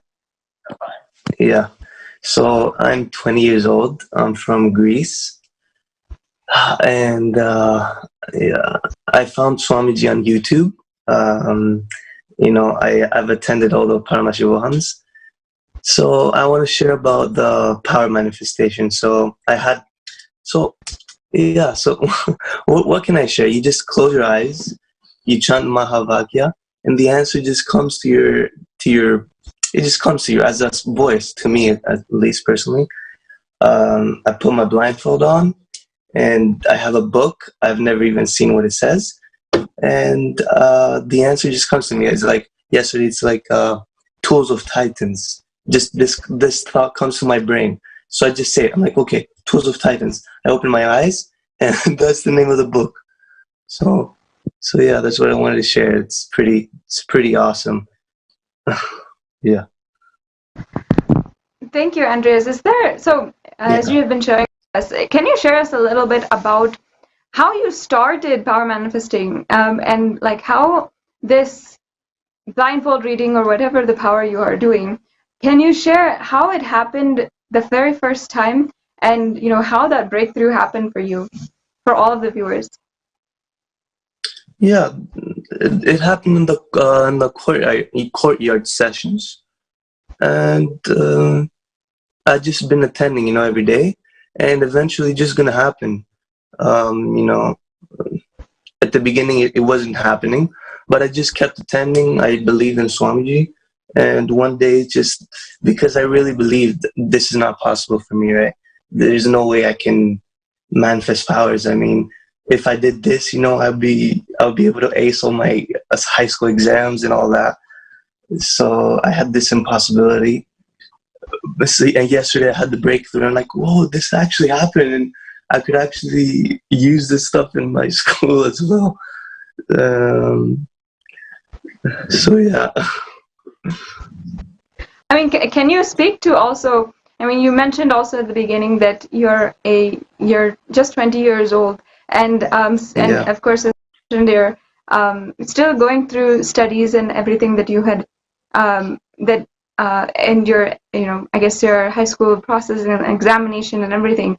How does power manifestation? Swamiji has also spoken about it, but how does power manifestation directly help your like experience in school and studies in universities? You kind of mentioned it about it. Can you expand a little bit more? Yeah. I mean, what helps you is what helped me is that I really became more confident in myself and what I can do, and not exactly myself. I began to have more trust in the universe and God and Swamiji, because he's the one that did the power manifestation. I'm not doing anything. I'm just sitting, and the answer just comes to me. I didn't do anything to deserve it, you know? So yeah, it really increased. I really had this belief that, you know, the universe doesn't care about me. I have to do this all by myself. And, you know, the power manifestation, when it just happened and happened, it kept happening. I kept finding the answer. I'm like, oh, you know that this is something higher than you that's doing this, Swamiji, to be precise. And you just start building the trust in the universe, and all your self-hate starts melting down. And yeah, so it's amazing. Yeah. Thank you so much for joining us today, and for all of the viewers as well. If you have not already understood, it is not even on any of your limitations, not dependent on if you have a Hindu background, or even if you know the language that Swamiji is speaking or not. You will, just through his initiation, go through and be able to successfully manifest Shaktis. Next, in order to share further on power manifestation and his own breakthroughs, we also have Chow Tup.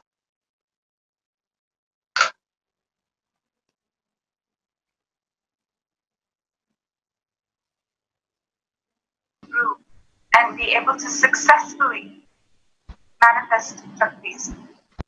Next, in order to share further on power manifestation and his own breakthroughs, we also have... Thank you so much for joining today. Can you please tell us a little bit about yourself, and then of course you can share about the breakthroughs you've had in power manifestation. Okay. I'm Kyung. I'm from Singapore. I'm a yoga teacher. I'm 50 years old.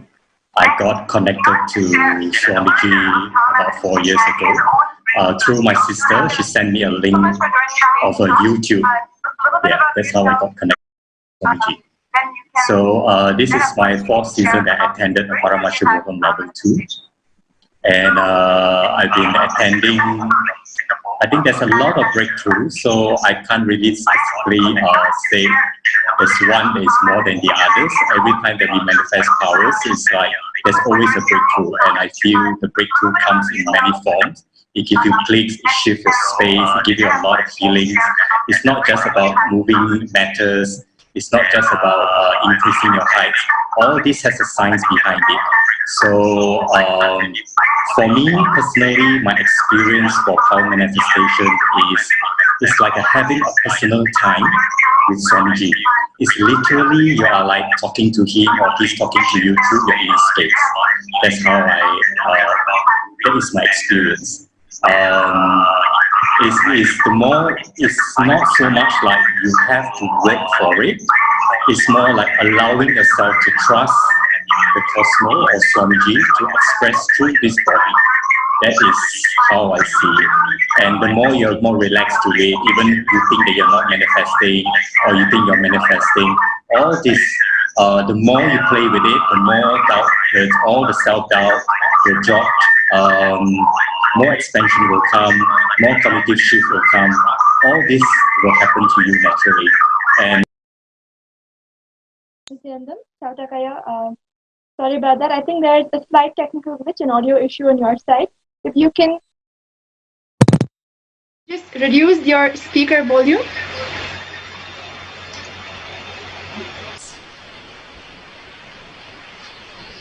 Nithyananda, can you hear me? There is a feedback echo, so if you can okay. reduce maybe the speaker volume on your end and continue to share.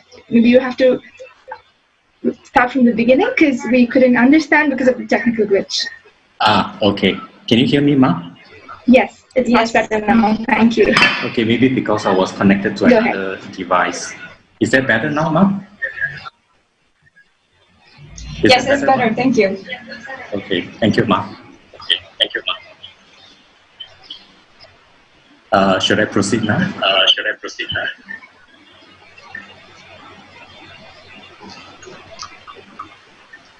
Yes, go ahead. Okay. Where should I start? Should I start from the beginning again? Because I just heard there's some technical glitch. Okay. Anyway, I'm Kyung. I'm from Singapore. I'm a yoga instructor. I got connected to Swamiji 4 years ago through my sister, and of course, she sent me a link of YouTube. That's how I got there. My first program is Paramashivoham, and then eventually I started to attend all the big programs at the end of the year. And this is my 4th season that I'm attending Paramashivoham Level 2. For me, is the breakthrough. There are many breakthroughs. So for me, is the experience I have is power manifestation is not just about moving matters over your consciousness or increasing your height or increasing weight and all that. Is a lot more than that. It actually comes in many expressions. It comes in the form of like cognitive shift. It gives you the click. It makes you drop all your self-doubt, your self-hatred, self-denial, and also it actually heals you a lot, not just on your own, but especially if you are manifesting with partners, you actually have a lot of healing processes going through with the partner that you're playing with. It's like you're showing them their blind spots. Like Swamiji will tell you, okay, this person had this root pattern, this pain pattern, blah, blah, blah, and all that. So it's like, it's very interesting because it reveals so much. Like we think that we are so different from the other person, but actually we are the same, because it's like as we're talking or revealing the root pattern and all that then you realize that, oh my God, so he's reflecting what I have, you know. So definitely a lot of impossibilities dropped, because the society has ingrained so much to us that all the impossibilities. So power manifestation actually expand your space and shift the way how your thought current is, like showing you what is your possibility more and more and more. And it's not only for me, it's power manifestation is like having a private time with Swamiji.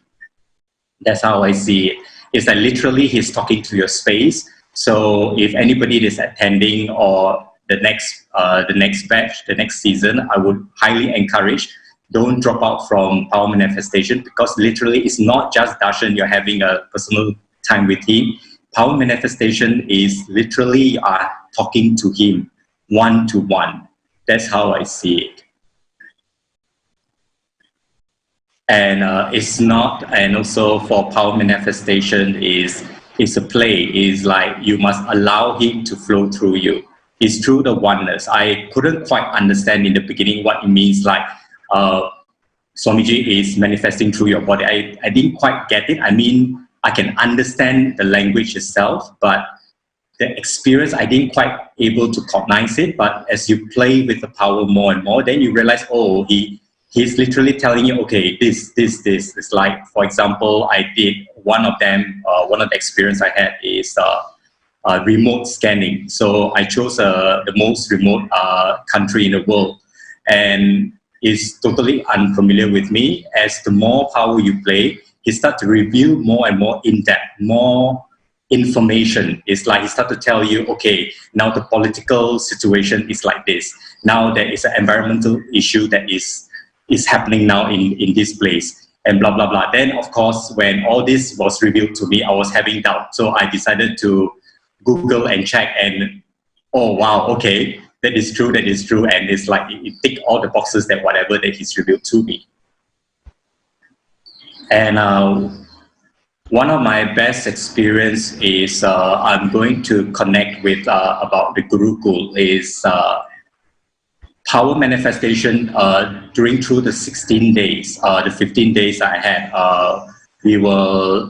This yoga acharya that is, the session was run by a Kailasian. And what is really amazing from my observation is that for a 20-year-old Kailasian managing or how I say, leading a session of 100 over people from different cultures, different patterns, different tantrums, not just that, like different situation that is thrown to them, and the way how grounded they are, the way how they hold the space, the way how they the space that they radiate is just way amazing. It's just like I cannot imagine how a 20-year-old are able to hold that kind of space and radiate that beautiful space for all of us with different I don't know, like we are throwing our tantrums, and the solutions that they gave and the way how they able to give the solution just like that, without a blink of an eye. And the impossibilities is none at all in themselves, none at all. It's just amazing to watch. If any parents are listening, I would highly encourage that they put their kids in the program, send them to the Gurukul. This is the best gift they can give to themselves and to the children. Yes, that's all. Great. Thank you so much for... Sorry about that. Thank you so much for sharing with us. I really feel so moved by your experiences and the way that you are sincerely telling, of course, that how touched by you are about people who are such young people who are able to guide and hold the space, which if we see many youth nowadays will not be able to do, if we're talking about youth on the outside, will not be able to even see how life is possible for themselves, how it is okay for themselves, but holding that space for 100 people at a time is a different, out of the question entirely. Also wanted to ask you if you could tell the viewers from your experience, and I think you'd have actually done a really good job about explaining to us in a different way in your own words about how powers are relevant. It's not just about something you're finding out, or something you are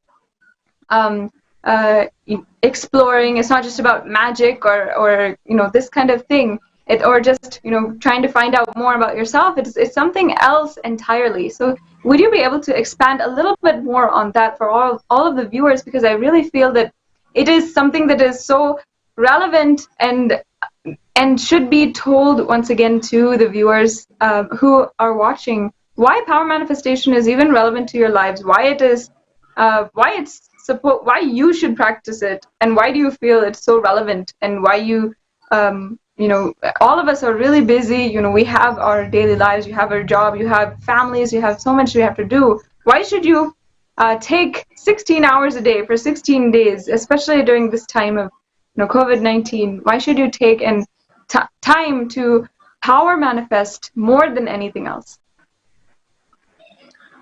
Power manifestation is not just about to show people like what you can do with the third eye, but I feel it's so practical in our daily lives. For example, my personal thing is I never had will persistent, but yesterday we literally sat for 24 hours. I haven't been sleeping for 24 hours. Now I'm sitting here and talking to you. So the power manifestation is, it breaks a lot of the patterns that we have. Like, for example, for me is I always give up on things very easily. I don't have the will persistent.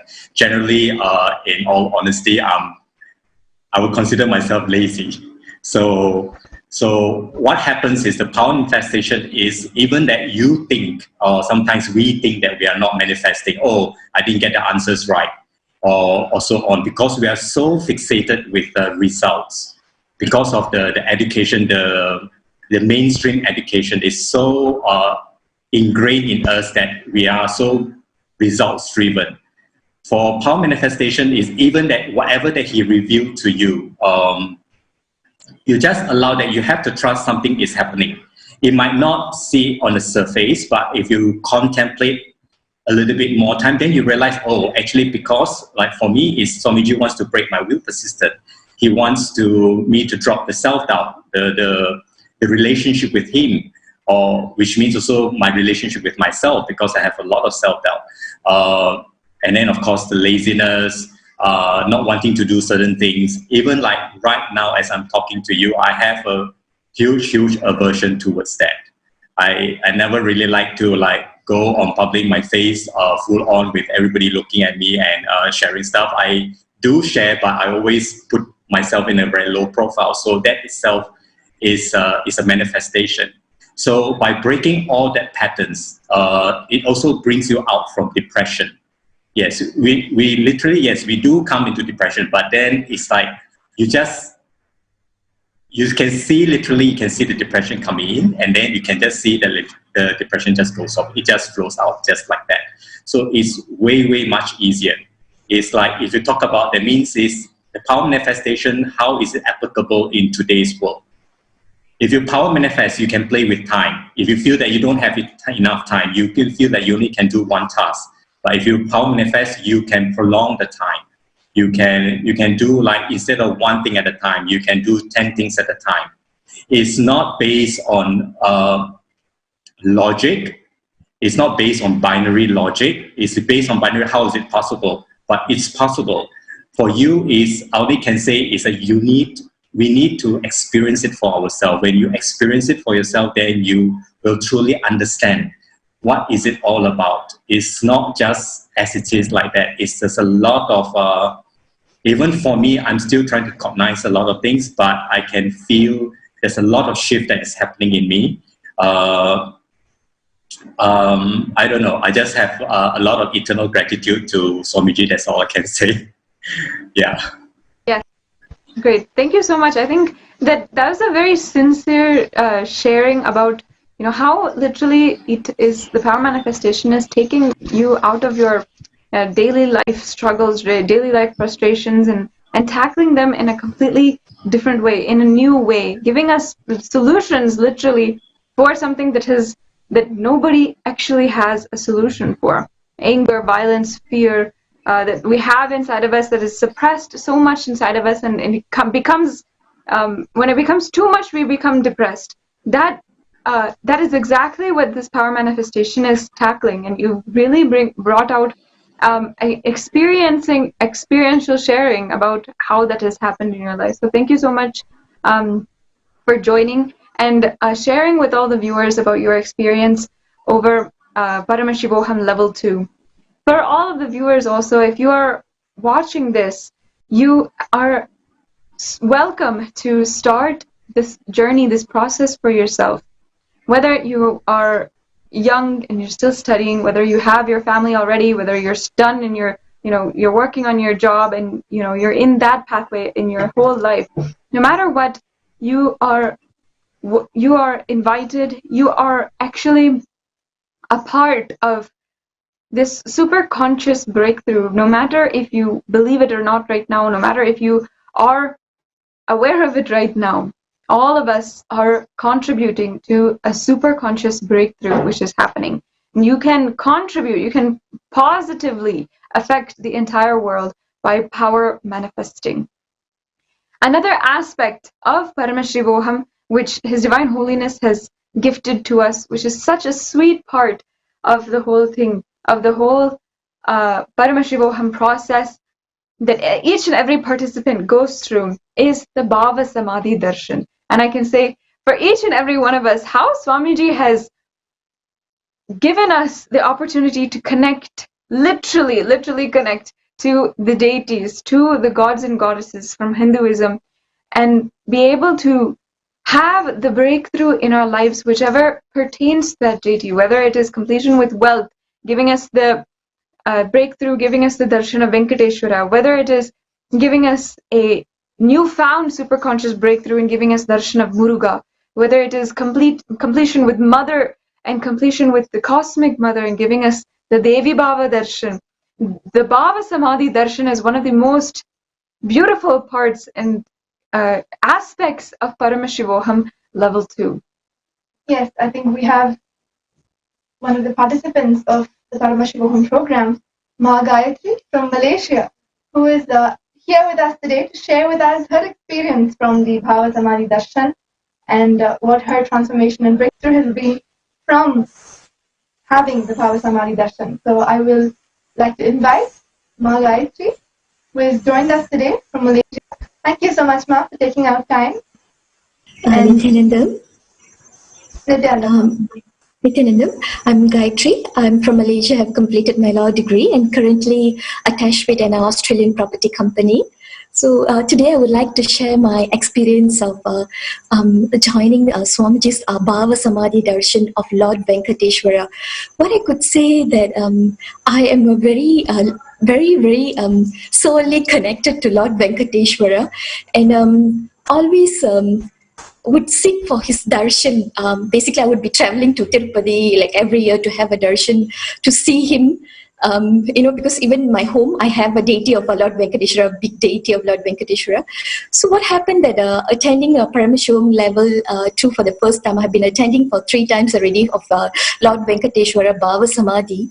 What I experienced was that I could say literally it is a soul-seeking experience. What I could say is just my tears is like just overflowing out of, like, I do not know, but it's like how you could say that honey soaked, feeling of you're soaked in a honey, that kind of feeling. Even now, if I could just given just literally standing in front of Lord Venkateshwara, Swamiji gives the literal experience of that. I could say that.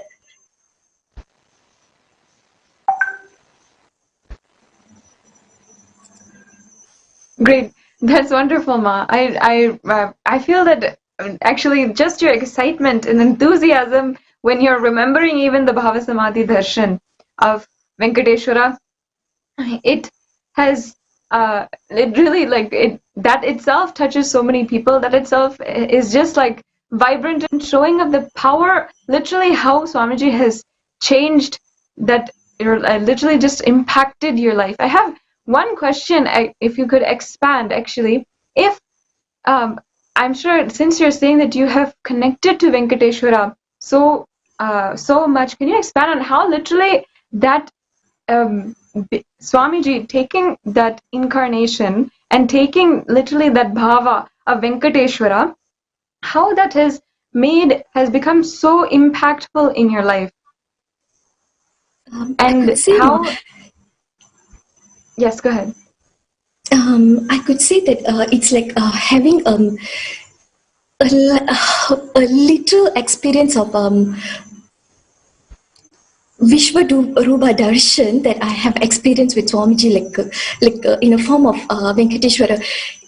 It cannot be described by word, but it is more onto, I could say, it is just a soul connection that it just literally melts you down. Yes, that's amazing, Masi. And I can definitely say that from all of the people, the thousands of participants that have participated and have experienced Paramashivoham Level 2, for all, it is an amazing experience when they enter into that Bhava Samadhi Darshan.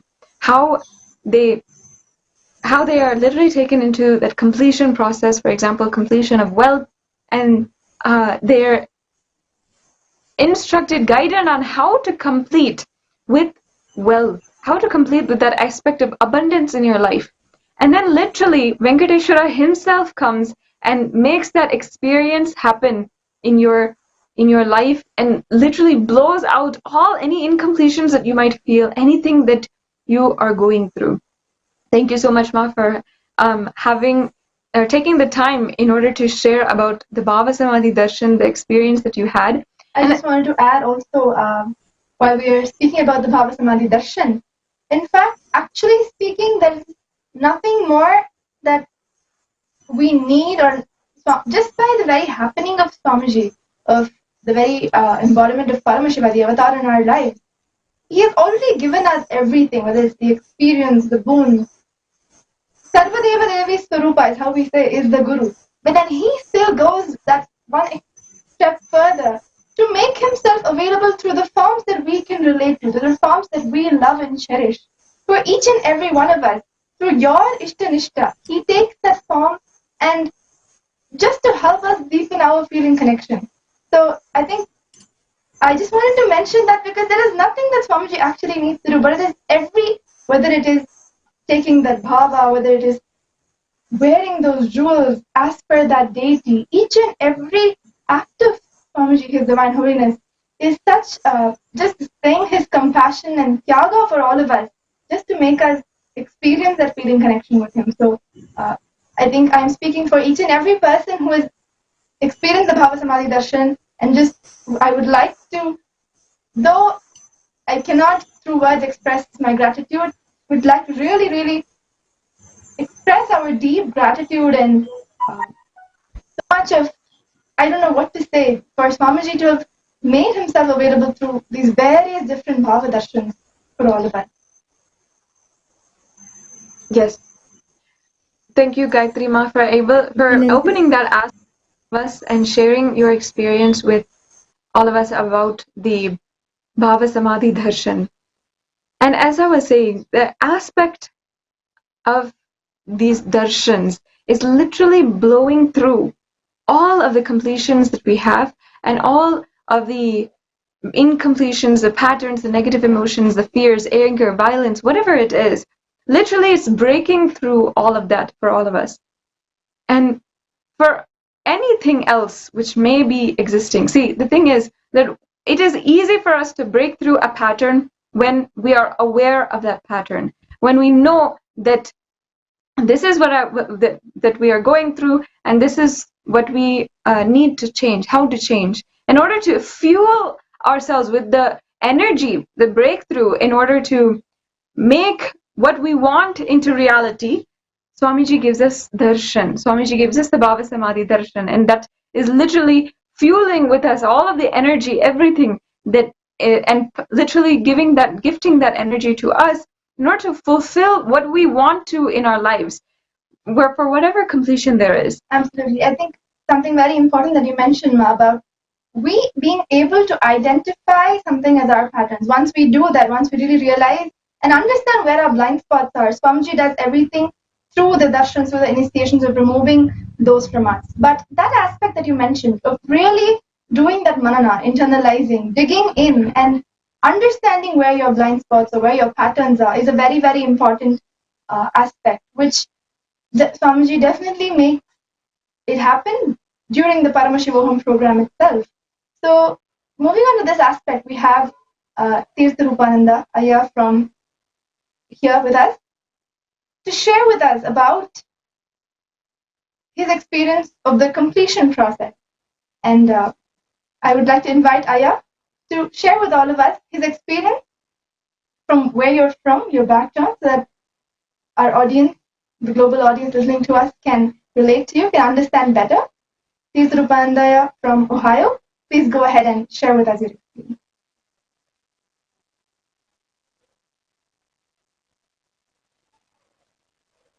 I'm living in Ohio right now, and I have been connected with Swamiji for about 10 years. I used to live in the San Francisco Bay Area, and in 2009, Swamiji did a tour called the Yoga Tour, where for about 2.5 months, he traveled 35 cities in North America, and a lot of people who are still in the Sangha, met him and connected with him on that trip. So I have had the benefit of, being with Swamiji for quite a while and doing many programs over these years. And Paramashivam, of course, Paramashivoham Level 2, the beauty is the fact that now, literally sitting at home in front of our computer, this whole transformation program is available for us, especially at a time when many of us are able to do it, really. And so I was, in particular, I want to talk about, actually, I had more than a couple of very powerful completion experiences, but I'd like to speak about one of them. It was a completion session was in progress, and I was kind of scanning my inner space, and I saw that, I had a painful memory, and I couldn't even remember what exactly was the incident that triggered this state. But it was some point in, I was between 6 and 8 years old, and I was so upset with one of my parents, either my mom, even that I didn't remember, whether it was my mom or my dad. And I was thinking, oh my God, I can't live with these people. I need to, I have to leave. And I was plotting, how can I leave home, and where would I stay? And so I was up for a few hours that night trying to think, where could I go? And I'm guessing that they did something that made me very offended. I'm not sure if they decided that I couldn't come, I couldn't stay out late with my friends because I wasn't doing good at school, or, whatever that trigger was. And so I was, for a couple of hours that night, I was thinking, what can I do to leave home? And then the following morning, I was still, a big deal for me. I was thinking about it. And then, of course, if you're a 7 or 8 year old kid, really, there's not much you can do. You just need to kind of put up and stay home. And when I saw that pattern, and like I said, I had that memory, but I'd never really examined it. I looked in, and what I saw was that when that incident happened, I kind of disconnected from my family, especially from my parents. Obviously, I was physically there, but I felt like a separation that, I can't believe this is being done to me. And so I unconsciously was holding this kind of hostility towards, my parents obviously are the authority figures in the house.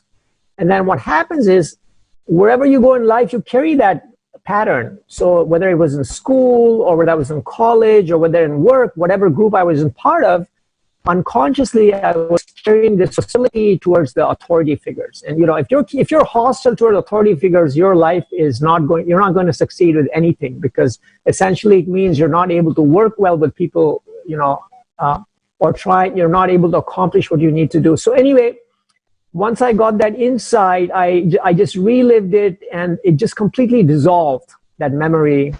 And I noticed the following day I was calling people without even realizing it, because whatever barriers I was having with people or even around me simply melted away. And so I've been carrying this for like the last 40 years or so. And finally I'm free. The freedom that I have, this unconscious resentment or hostility that I've been carrying, is just no longer there. And so I'm so relieved, and I feel so much, lighter and more empowered, really. So beautiful, Aya. Thank you so much. You shared, I think, everything from how the process, how you were taken through the process during the program, how you did the completion and the reliving, and how after you finished the process, how you're able to immediately see the transformations in your life. And I think that is so beautiful. You don't even realize that you've transformed. And only as and when you go on after the program, I'm sure, as and when you go back into your job and maybe everything else that you're doing, you'll start realizing how this program and this process and the completion has actually impacted your life in so many different ways. So beautiful. And also, I'd like to add, I actually like that you also pointed out, that you've been a part of, you've been a disciple of Swamiji since, at least for the last 10 years, right?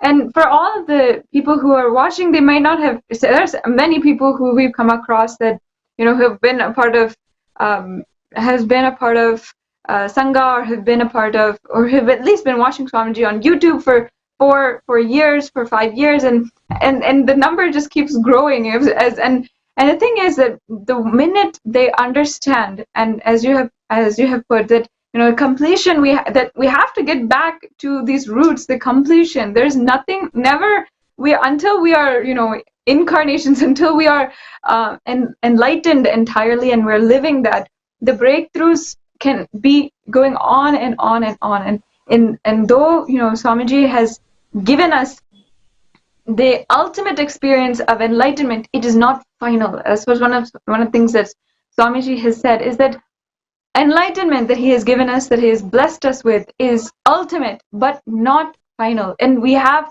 this opportunity. It's really exciting way of seeing it, of doing more and more completions, and having and allowing more and more breakthroughs to happen in our life, more and more layers of ourselves to open up. And what more is there in our lives to have such an exciting life and to go forward in our life, knowing that this security is there, at least, that no matter what, whatever it is, I'll have the next breakthrough and continue experiencing oneness with Paramashiva. So thank you so much, Tirtharupa Ayya, for sharing, for taking time, part of your schedule, in sharing with us on Nithyananda TV, for all of the viewers, about how completion process, this process has changed your life. And even after Swamiji has entered and has changed your life in so many ways, has given you the next breakthrough. And ultimately, that is what is Paramashivoham. That's what Paramashivoham Level 2 is. And for Swamiji himself, since the last 25 years, he has been continuously giving breakthrough after breakthrough, from the state of Paramashiva now to the very being of Paramashiva. And he is just taking us along in that journey. So yeah, before we move on quickly to the next participant, something that you would like to tell all of our viewers, many of those who wouldn't have yet made that decision to attend Paramashivoham, what would you like to tell them? All I can say is it's magical, really. It's beyond to think that you can be sitting at home and I just took one little sliver. I have had so many transformations across the board, whether it's in my devotion, whether it's my understanding of the Hindu mythology, the understanding of the Hindu cosmology, and Swamiji, he's never content to, like, what he's done with the Bhava Samadhi darshans, unbelievable.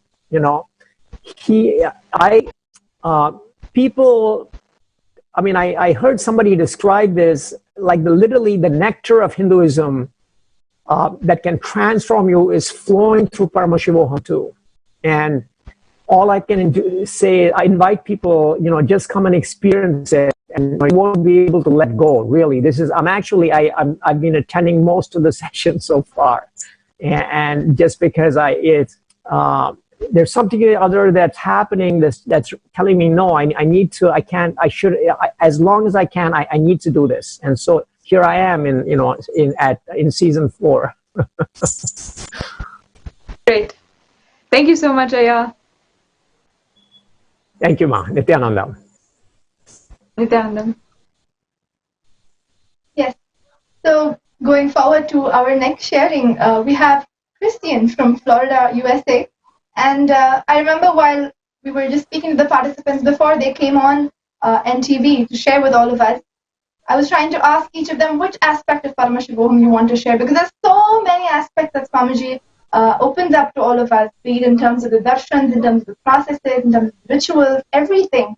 And I think Christian just said, I cannot choose one. I can only speak about every aspect. So I will just leave it open to Christian to share with us your experience, I can say, of the whole Paramashivoham program, and what has been your transformations, your breakthrough through this whole program. Go ahead and share with us.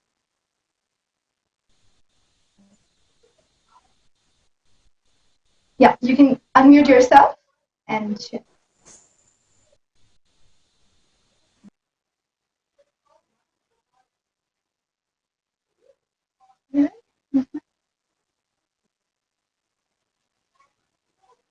I'm afraid we're not able to hear your audio.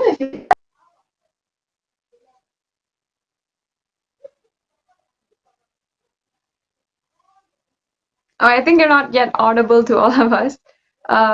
Okay, we'll give you a few minutes, Christian, before you can fix your audio. I would quickly move on to another participant who has been eagerly waiting to share with all of us.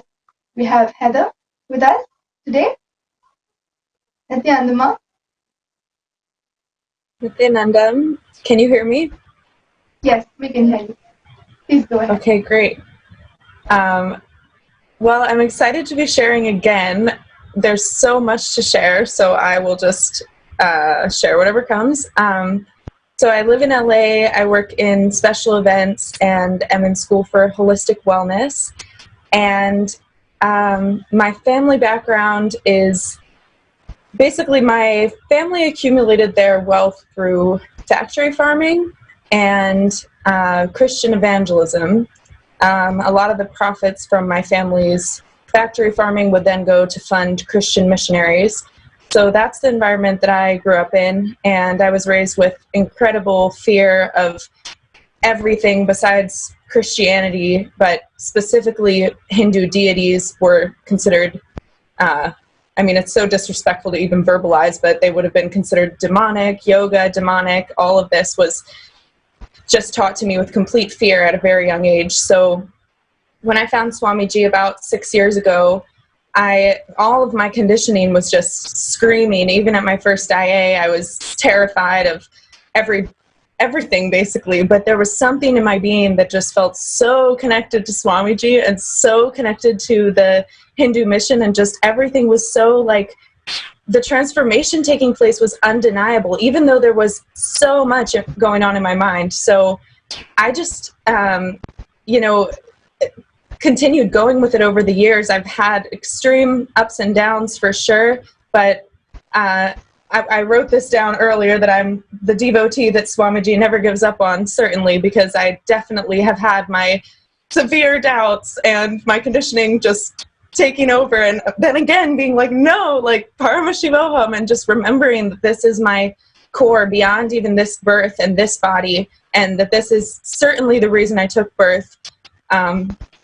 So this Paramashivoham has just totally affirmed that for me, and I wanted to really express that for any IA graduate or anyone who's interested in Swamiji, who comes from any background similar to mine, or a background that would cause your conditioning to be really loud when trying to go through this process, going through Paramashivoham and just committing to being in the sessions as much as possible and just going through that cleansing experience will make so much of that irrelevant and redundant. Like, these things that we're told about Swamiji's initiations really clearing that away are experientially true for me. The beginning of the quarantine and lockdown and everything for me was so disoriented. I was completely ungrounded, very much in my own inner space, and just caught up in the mind and not really, contributing much. And this has just completely shifted my inner space. The direction that I'm going now is totally 180, back into integrity with my soul, back into integrity with an eternal reality that matters and is actually going to make a difference. I'm the type to get caught in negativity sometimes, of like fear of the future, whatever is going to happen in the world. Am I going to be safe? Can I live my naturalistic lifestyle in this world when all these like crazy evil powers are trying to take over? Especially knowing experientially how dark and unconscious those powers can be from the environment I was raised in. But this just has been melting those fears away, and I am just so excited to definitely attend another Paramashivoham, but I need to catch up on my school first, so I can't do the next one, but perhaps the one after that. And in spite of the fact that my father says he won't even look at me if I'm wearing a bindi, I'm so excited to just wear this bindi every single day for the rest of my life, ideally, as much as possible. And just, maybe even start a YouTube channel, really put myself out there as a living Hindu, even though I'm white, even though I came from the background that I did in this incarnation. That's not the truth of my eternal soul. And the more I share, the more I remind myself of that, and the more I engage with Sangha as well. Like, I used to be kind of scared of Sangha. I used to think they're going to judge me because I'm I've been reactive sometimes, like coming to India, having a great experience, and then coming back to LA and just going unconscious. Like, I've feared, like, these people are never going to be able to empathize with me, and could this be my spiritual family? But I've had so many glimpses now, this Paramashivoham, that this is my spiritual home, this is my spiritual family, and I want to be both gentle with myself as I continue to integrate and really just respect the initiations that I take and really be integrated to them. And also I do want to push myself in this direction because I know it's real for me, and I don't ever want to fall away again. I feel like we as a Sangha are entering a new era of like just this super beautiful space, and I just want to stay connected to it forever for the rest of my life and all the future. And one thing that I'm also completing with is like just this attachment to the fact that I feel like I'm really, really hurting my parents, and they're so unconscious. They really, really don't understand that this is a good thing. They're absolutely terrified. I know they cry and pray and have prayer vigils with their friends over my soul. I know that they sincerely believe that I'm on a path of darkness to hell, and they really, really feel this way. This is their conditioning as well. So I feel so much love for them, and I know that deep inside they too are ultimately Paramashiva, and whether in this birth or future births, I just really want to be a blessing to them as a daughter. And I really am just taking the leap of trusting Swamiji that through integrating to him, I'm not hurting them. I'm definitely helping them, even if they can't realize it with their current mind. And I just really pray and hope that they, you know, a lot of the suffering is behind them, and that they in the future can accept me as a daughter. But even if they can't, I choose Swamiji because it's just ultimately more important, and it is enriching even them. And Swamiji is just healing that pain. Like, I was able to stand up to my mom yesterday. I had to unfortunately hang up the call because she was, verbalizing stuff that I just couldn't hold space for. But I know that I'm going to gain patience. I'm praying for patience. And just to share one more thing, like the Devi Darshan today was so healing for me. As soon as I saw Swamiji, tears just started flowing, because just the completion with gender and him being beyond gender is so beautiful to me. I love that. That's completely the opposite of my conditioning. I'm so honored to have a guru that embraces that and just proudly embodies Devi in this way. It's so cool to me. I love it. And also, like, in my upbringing, the Divine Mother is not acknowledged as divine unless part of the Father God or whatever. So just having that darshan and knowing that I too am Devi, I'm actually one with that, and just calling that space into my space so that I can have the love, compassion, and patience necessary to meet others where they're at, like my family, and just to be myself fully, but also not to be like too, I don't want to say masculine about it, but like in the past, I've been very like, trying to get my family to go vegetarian and get into Swamiji and all this, and it really hasn't worked, the approach that I've used in the past. It's actually really freaked them out. So I hope that with more embodiment of the Divine Feminine, that could help with this. And Swamiji, if you're listening, please continue to help me. I know you are, and thank you for never giving up on me, and thank you all so much for listening and giving me a space to share and including me in this amazing happening. Thank you, Heather. I know this is their second time, and I think that, just every single time that you're...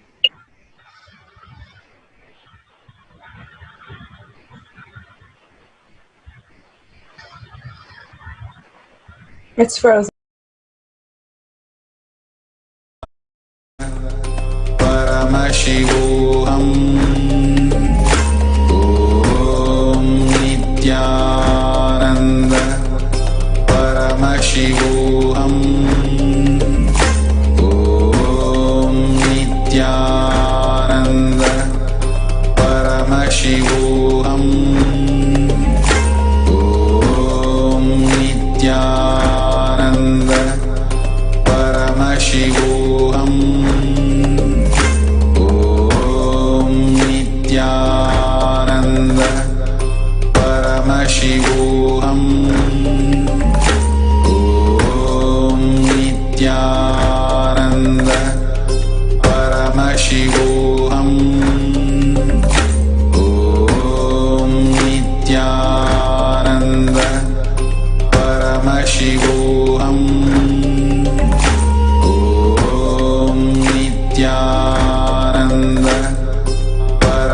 Paramashivoham Om Nithyananda Paramashivoham Om Nithyananda Paramashivoham Om Nithyananda Paramashivoham Om Nithyananda Paramashivoham Om Nithyananda Paramashivoham Om Nithyananda Paramashivoham Om Nithyananda.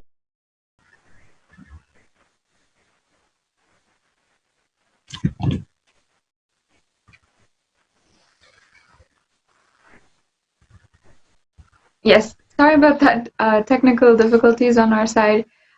Thank you, Heather, for joining us, and definitely the more and more you have shared about what you're standing for, and this is, I feel like, one of the aspects of how Swamiji has literally empowered all of us that maybe goes undersaid, maybe goes unsaid many times, that despite our background, despite where we may come from, His Divine Holiness is giving us so much of energy through the Bhava Samadhi Darshan, through the ultimate wisdom, through so many different ways to stand up to what we have literally been raised. And that is not a simple thing. I feel like what you have what you have shared about is something that literally millions of people are facing today, facing that they might be questioning their background, they might be questioning how they're raised, they might be questioning the institutions that are around them, and they're seeking a solution, but they may not have the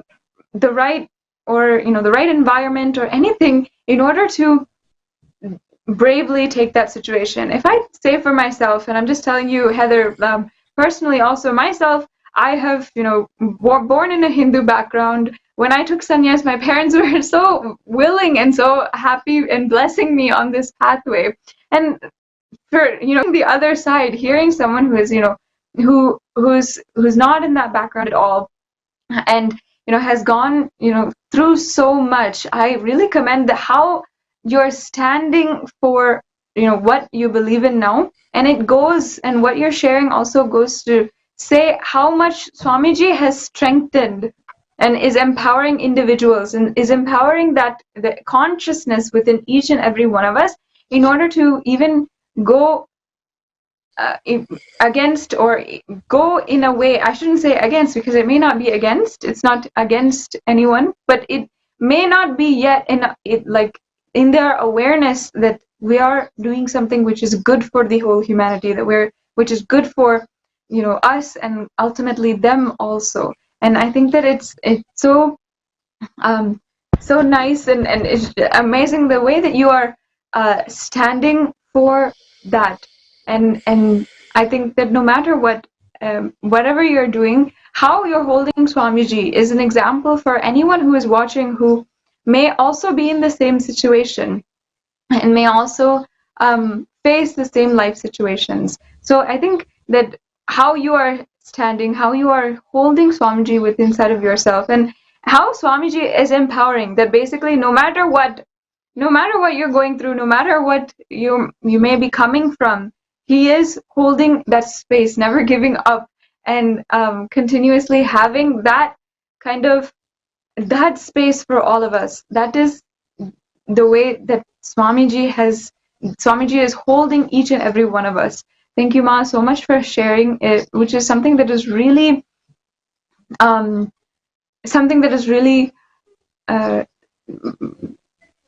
I think something that actually makes you quite vulnerable as well, because you're sharing something that you may not have that support, or you may not have that wherever you're coming from, but you're here on a public platform telling your story to the world and telling that how much Swamiji has changed your life. Thank you so much. Can I just say one small thing? Two small things I wanted to complete. So, first of all, like, thank you so much for the affirmative words. I want to really emphasize that it's literally all Swamiji, because my conditioning really would not allow this otherwise. So I just really want to, like, so emphasize that. It's amazing. Also, I wanted to complete and say I want to wear the bindi a lot. I want to embody Hinduism a lot. However, I'm learning that to be around my family, sometimes sacrifices do have to be made, and I don't want to declare publicly something that I can't integrate to. And so I'm just sharing this because for some of us, it's really complicated, and I want to have integrity. But when I first joined the path, one of the things that got in my way was feeling like, wow, if I take this initiation, I have to wear it every day. And like, all this is stuff of the mind, and it should be completed with immediately, and we should elevate. But for those of us who can't, we can still be connected to Swamiji. I feel like that's all I want to say is, like, you know, even if I do have to not wear it in certain circumstances, like, that doesn't mean I'm not still connected to Swamiji. And eventually I do want to build a life where I can embody this all the time and have that reflection that isn't, you know, unable to look at me if that's the case. So I just wanted to complete with that. Yeah. Thank you so much. And thank you so much for sharing, Ma. Next, as we had started before, and of course he had some audio issues, I invite Christian again to come and share with us what he had started before, but we didn't have, we had a little bit of technical issues in between. How we had seen, yes, great, I can hear you. Good. Go ahead, Christian. Go ahead. I think one of the things, I know we had talked also before, I think a few days ago, one of the things it would be really nice for all the viewers to also know is about your background also. I think one of the things that really struck out to me is how, you know, despite everything, you know, maybe not being in a Hindu background, not being in a Hindu family also, you're not, you're for so long sticking to Swamiji and having that transformation happen in your life. Go ahead. Nithyanandam. So thank you, NTV team, for the beautiful, everything that you guys have enriched us with today, from the Analaya with Jnana Priya and everyone speaking about the Gurukul earlier. That was so enriching for me. And thank you all the participants who have shared their experiences. It's really been beautiful. So I'm from a Latin family. I'm Cuban, born and raised in Miami, Florida. And I found Swamiji around the age 20, 21. In 2012, I was watching, you know, for some reason at that point in time, my life started to ask more about what is the actual reality of life, and not just the mundane materialistic mode and the structure that the society has, and following that. And I found Swamiji's satsangs on 2012 and the cosmic like era changing, and that was so beautiful for me, because you know, there's so many people on YouTube, and whether they enrich or they teach something or they're just selling for their money, you go through so many people, and you connect to them or you don't. But the moment you watch Swamiji for the first time, I think it's just you're entranced, because he's inside of us. He's us, and you know, the truths that he reveals are they're so real, but you never had them expressed in words. So in 2012, I watched those discourses regarding the cosmic era changing and the Mayans and the Mayan calendar. And I had my first spiritual experience during that time with Unclutching. And then I knew for sure that this is the gentleman, or this is the master for me. And me being a black belt in Taekwondo and in martial arts, I felt that my whole life I had called someone a master who was just like a regular guy who doesn't do nothing special except teach, you know, with all respect to him. All he does is, you know, make people bow down and kick people and fight, but this is a real master. So, you know, in 2013, I I actually asked Swamiji for my mother to have a gas station because that's what she was yearning for and aspiring for. And in May 2013, I joined the Inner Awakening, my first program with Swamiji, and then that same month, my mother got the gas station business, which I have been, thankfully, because it's, you know, it's fruitful, it's our own independent business. Thankfully, I've been there till now. So, you know, thank you, Swamiji, so much for enriching my family. And, you know, even though my parents don't care about enlightenment, they don't even care about religion. In Cuba, people are raised to be very atheistic and to shun religion. Like if they have one or two bad experiences with religion, they'll say every religion is in the same bag of useless culprits that do crimes and do bad things. And especially that's on one side, the atheistic attitude, and then on the other side is that they're very into communism, which is, thankfully, my parents escaped that, but they don't know this religion. They don't know this religion, and so yeah. Thank you so much to Swamiji for enriching my family personally and in a business level. And then I did my first Inner Awakening. So basically what I wanted to share was that just until March, working in the business of a gas station, you get to interact with people who do a lot of gambling. They like to play scratch-off tickets, and see if they won. Or you get to see people with other lottery type games, gambling type games, or people drinking. And you know, everyone in the sangha and everyone who has love for Swamiji and trust Swamiji, I can tell you that they probably have no corona issues, but the whole world is going through psychological stress and physical sickness. And I can tell that when I saw people start to drink more and I saw people start to gamble more, it was so scary to see how I was so upset, because I don't want people to. For some reason, I knew that there was going to be a fear operation narrative coming, and Swamiji is giving me that trust, and I just knew that my body, being a power manifester, I went to Kumbh Mela in 2016, Ujjain, and I got to experience for the first time third eye reading and other things. And since then, I just knew that, you know, like if I tell my body to heal, it will heal. If I tell my body, or, you know, if I want something for my body, it'll get better. And so I saw that so many people were psychologically stressed, and they were even playing more gambling. They were doing more, spending all their money on gambling or drinking more. And I was so upset. And you know, thankfully, Swamiji has done Tyaga, and he has been able to he's been able to reach us into our own home when we didn't have this opportunity before. And you know, he's delivered probably what he wants, but he's delivered like literally the same programs that we had to go physically and see him, which is the most amazing thing. But he's been able to deliver that to us in such a high level quality way, whether it's the teachers, the acharyas, or the actual material, or getting us involved. And you know, each and every one of us have our own little tantrums.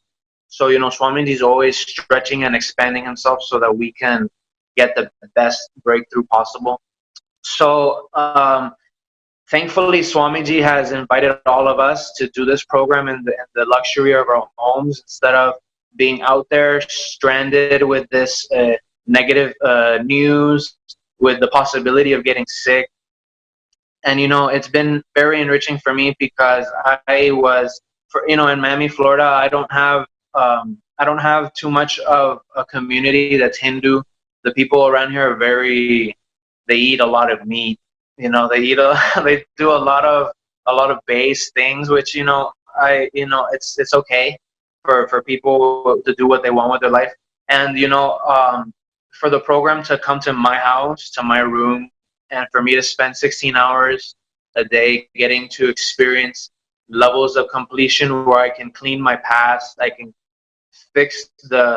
clean off the dirt that I have within myself for me, within myself for a family, within myself for the life. It's been really, really amazing and helpful, you know, and we're in a way I can't describe. And 16 hours a day, we go through the power manifestation, you know, being able to manifest with other people here and having a big group of people in the meetings and in the sessions, so that the energy of our power manifestation is more, so that we can do things quicker. It's so beautiful. I mean, from everything from increasing the height of your own body to you know, rolling coconuts or other materials, to playing with third eye reading, which, you know, I did once in Ujjain, but I practiced it here and there, and it wasn't the same. And, you know, back to I got to do it you know, in these days, and it's been so beautiful and so empowering for me, because Swamiji is saying that you are Shiva, so do the power, and once you do the power, you know you're Shiva, and then it's like a beautiful, beautiful system and science that Swamiji has provided us. You know, the Bhava Samadhi darshans, I personally love the one with Krishna. I love all of them uniquely and individually, but I had such beautiful crying and excitement and joy just experiencing Krishna. And yeah, and also I also got $1,000, which for me was very necessary during Venkateshwara Bhava Samadhi Darshan. So thank you so much, Swamiji, for taking care of me and providing that. You know, I didn't even expect it. And so yeah, basically that's all I have to say. And also just when one aspect or one cognition that I have regarding powers is that when you sit down to do it, you know, I've always been someone, and in the United States and probably the whole world, there's a lot of people who like to play video games, and they like to play Mario, or they like to play shooting games, or they like to do all kinds of these games, racing games, anything. For me, power manifesting is just like I sit down and I decide, okay, Swamiji wants me to do this, so let me do it. But I explore it like a video game. I take it, you know, like you know, and Swamiji has told us that, you know, and we all know that wasting our time in something like that is unfruitful. But there's a lot of people, even now in my age, getting close to 30 years old, that play video games, and a lot. And you know, when I consider power manifestation as like simply playing and exploring, it's so enriching for me, because it reduces the stress to zero, because I just know whether I make it or not, I know that Swamiji is taking care. But it's like I'm playing, like if I'm playing a soccer or if I'm playing a video game, it's just a play for me.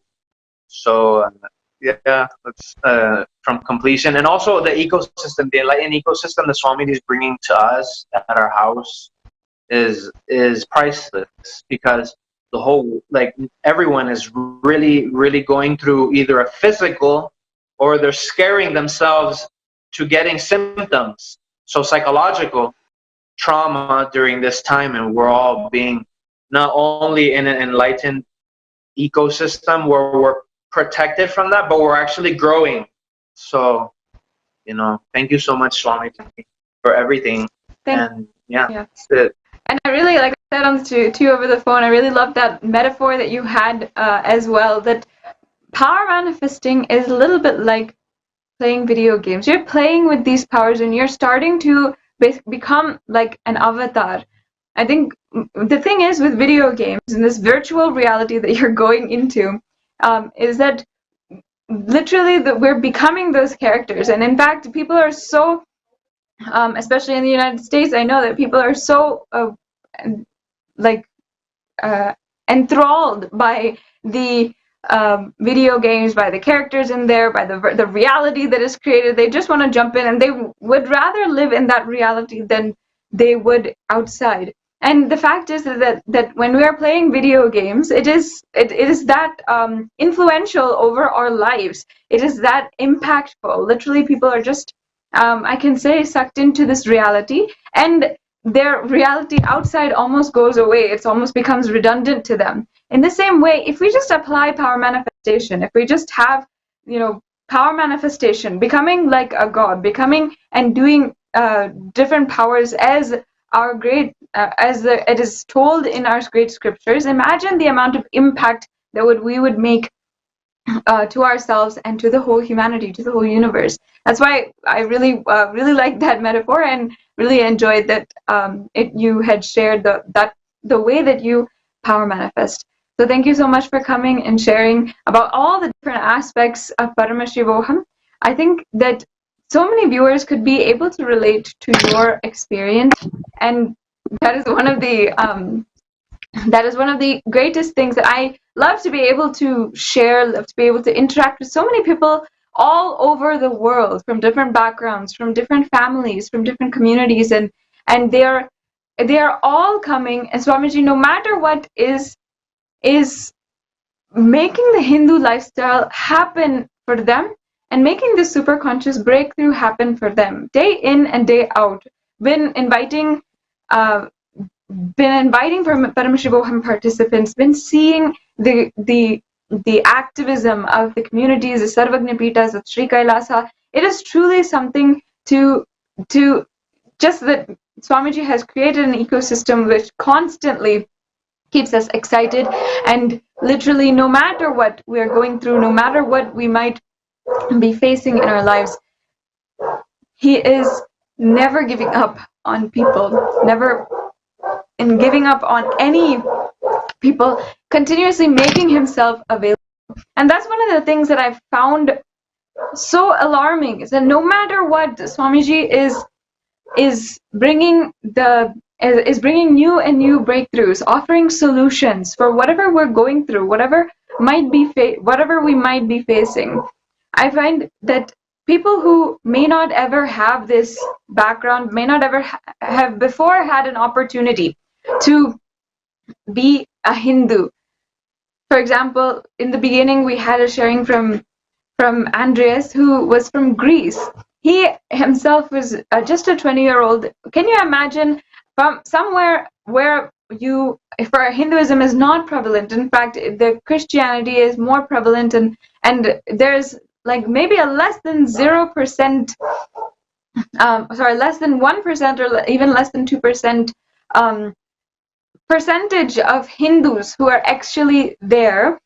In that place, Swamiji is reaching out and literally making someone so inspired to live a Hindu lifestyle. Someone who is also has literally been born and brought up in a very orthodox Christian family, to now have now be so inspired to take up the Hindu lifestyle despite any kind of resistance that they may be feeling. And no matter what, they are continuously having the intention to do good to humanity, to do good for the entire universe.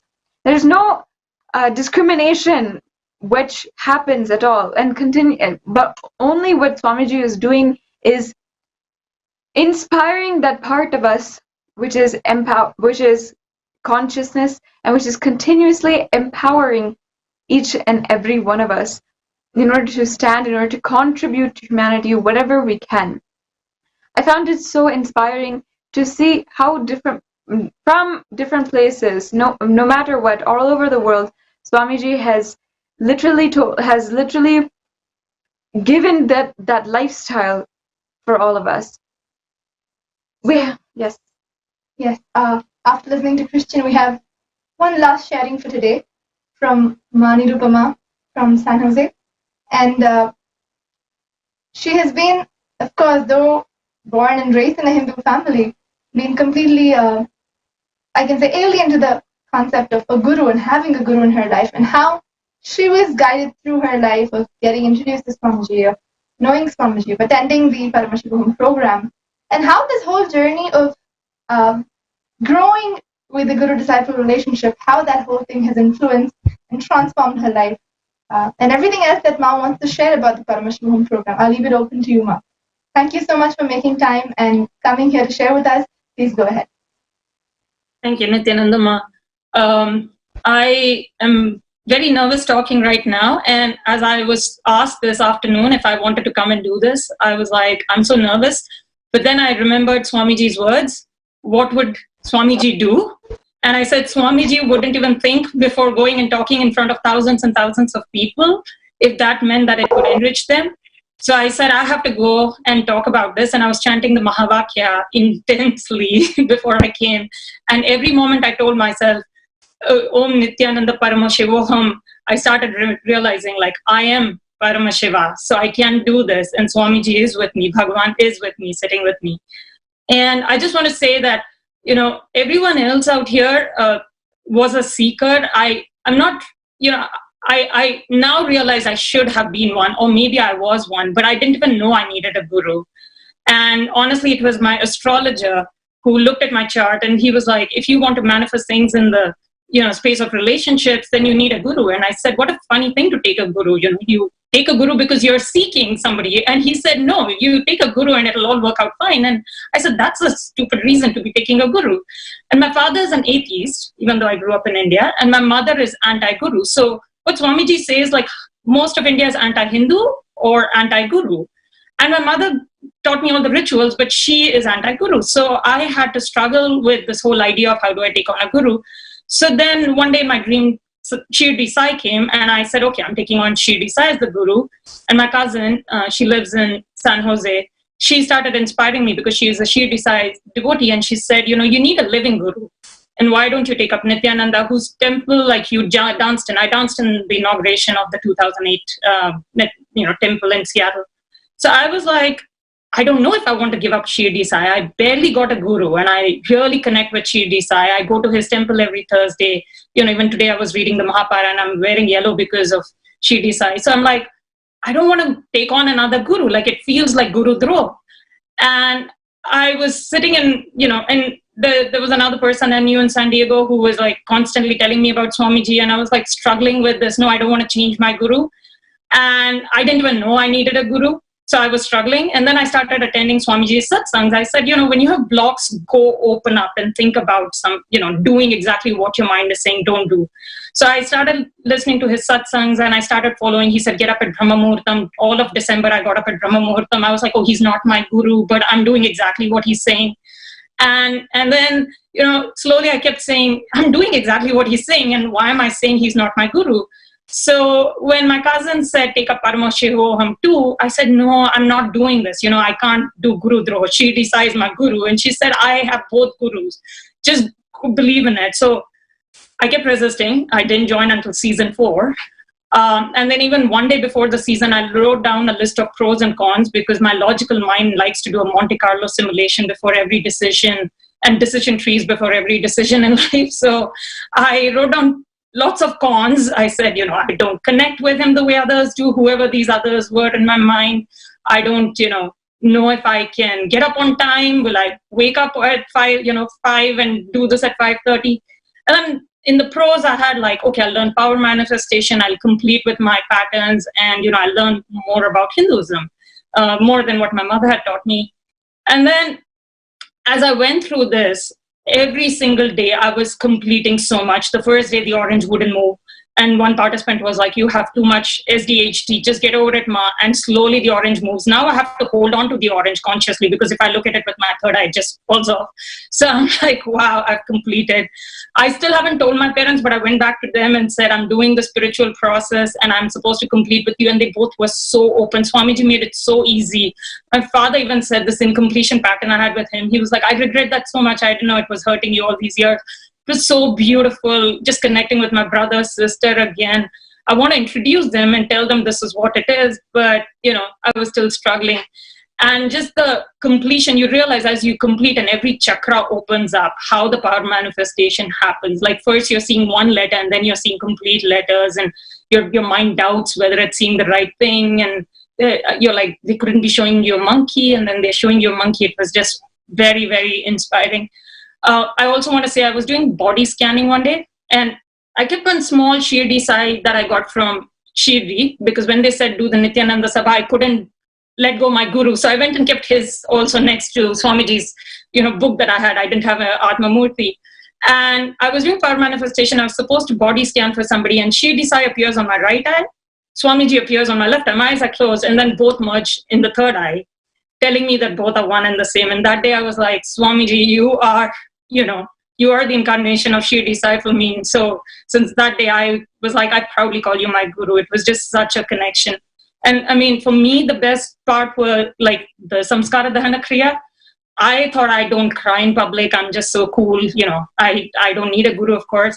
So that was my thing. And then when I started taking the patterns off, I had to tell my Vaishali in San Jose, I'm like, can I switch off my video, please? I can't cry in public. I'm crying here. And Bhava Samadhi Darshan, I thought I'll never connect. I dance.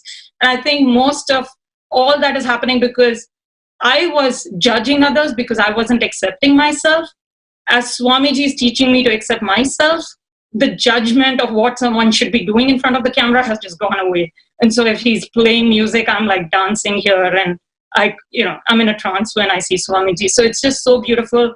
I just want to say one of my friends, she's going through a very bad time in life. I don't want to describe, but really bad time. And I sent her the link, and she did say, hey, I'm just taking off. And I said, do this program for 16 days. You need it. And I said, don't drink alcohol or eat meat. And she said, are you telling me not to do masti, which is a Hindi word for, having fun? And I said, what did that get you all these years? I said, you don't want to numb your pain. What you need is taking the cancer off the root. Just give my guru 16 days. You've given your alcohol and meat all these years. Just give my guru 16 days and then you'll see what will happen. And she's like, I can see the change in you. I was like, exactly, you'll see the change in yourself. So I was rolling an orange off her hand and she was just like blown away that could happen. So I just think, I didn't know I was looking for a guru. I'm glad for my astrologer who told me I should look for a guru, because now I just feel so complete in so many aspects of my life now. And so complete with my family and my friends, and all this enrichment was just so beautiful. Just so beautiful. Great. That's so sweet, Nirvikalpa, how you shared. And actually there's thousands of participants, there's thousands of people all over the world who their previous guru only had guided them to Swamiji, had literally gave like almost like as if they were holding your hand, and literally they passed on the hand to Swamiji. Swamiji himself has called all Satya Sai Baba, Shirdi Sai Baba, Ramana Maharshi, all of these gurus. He has himself said that they are a part of his team, and they are all enriching and helping all of the all the people who are connected to them to transform and to have the next breakthrough in their lives. It's not it's not just your visualization, not just your dream. It's literally, I'm sure that some messages are also passed on between previous gurus and Swamiji. Like Swamiji literally taking that.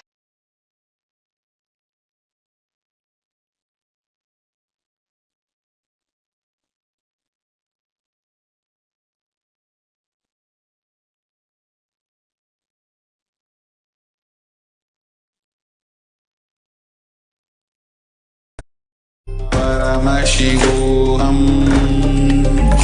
Om Nithyananda Paramashivoham Om Nithyananda Paramashivoham Om Nithyananda Paramashivoham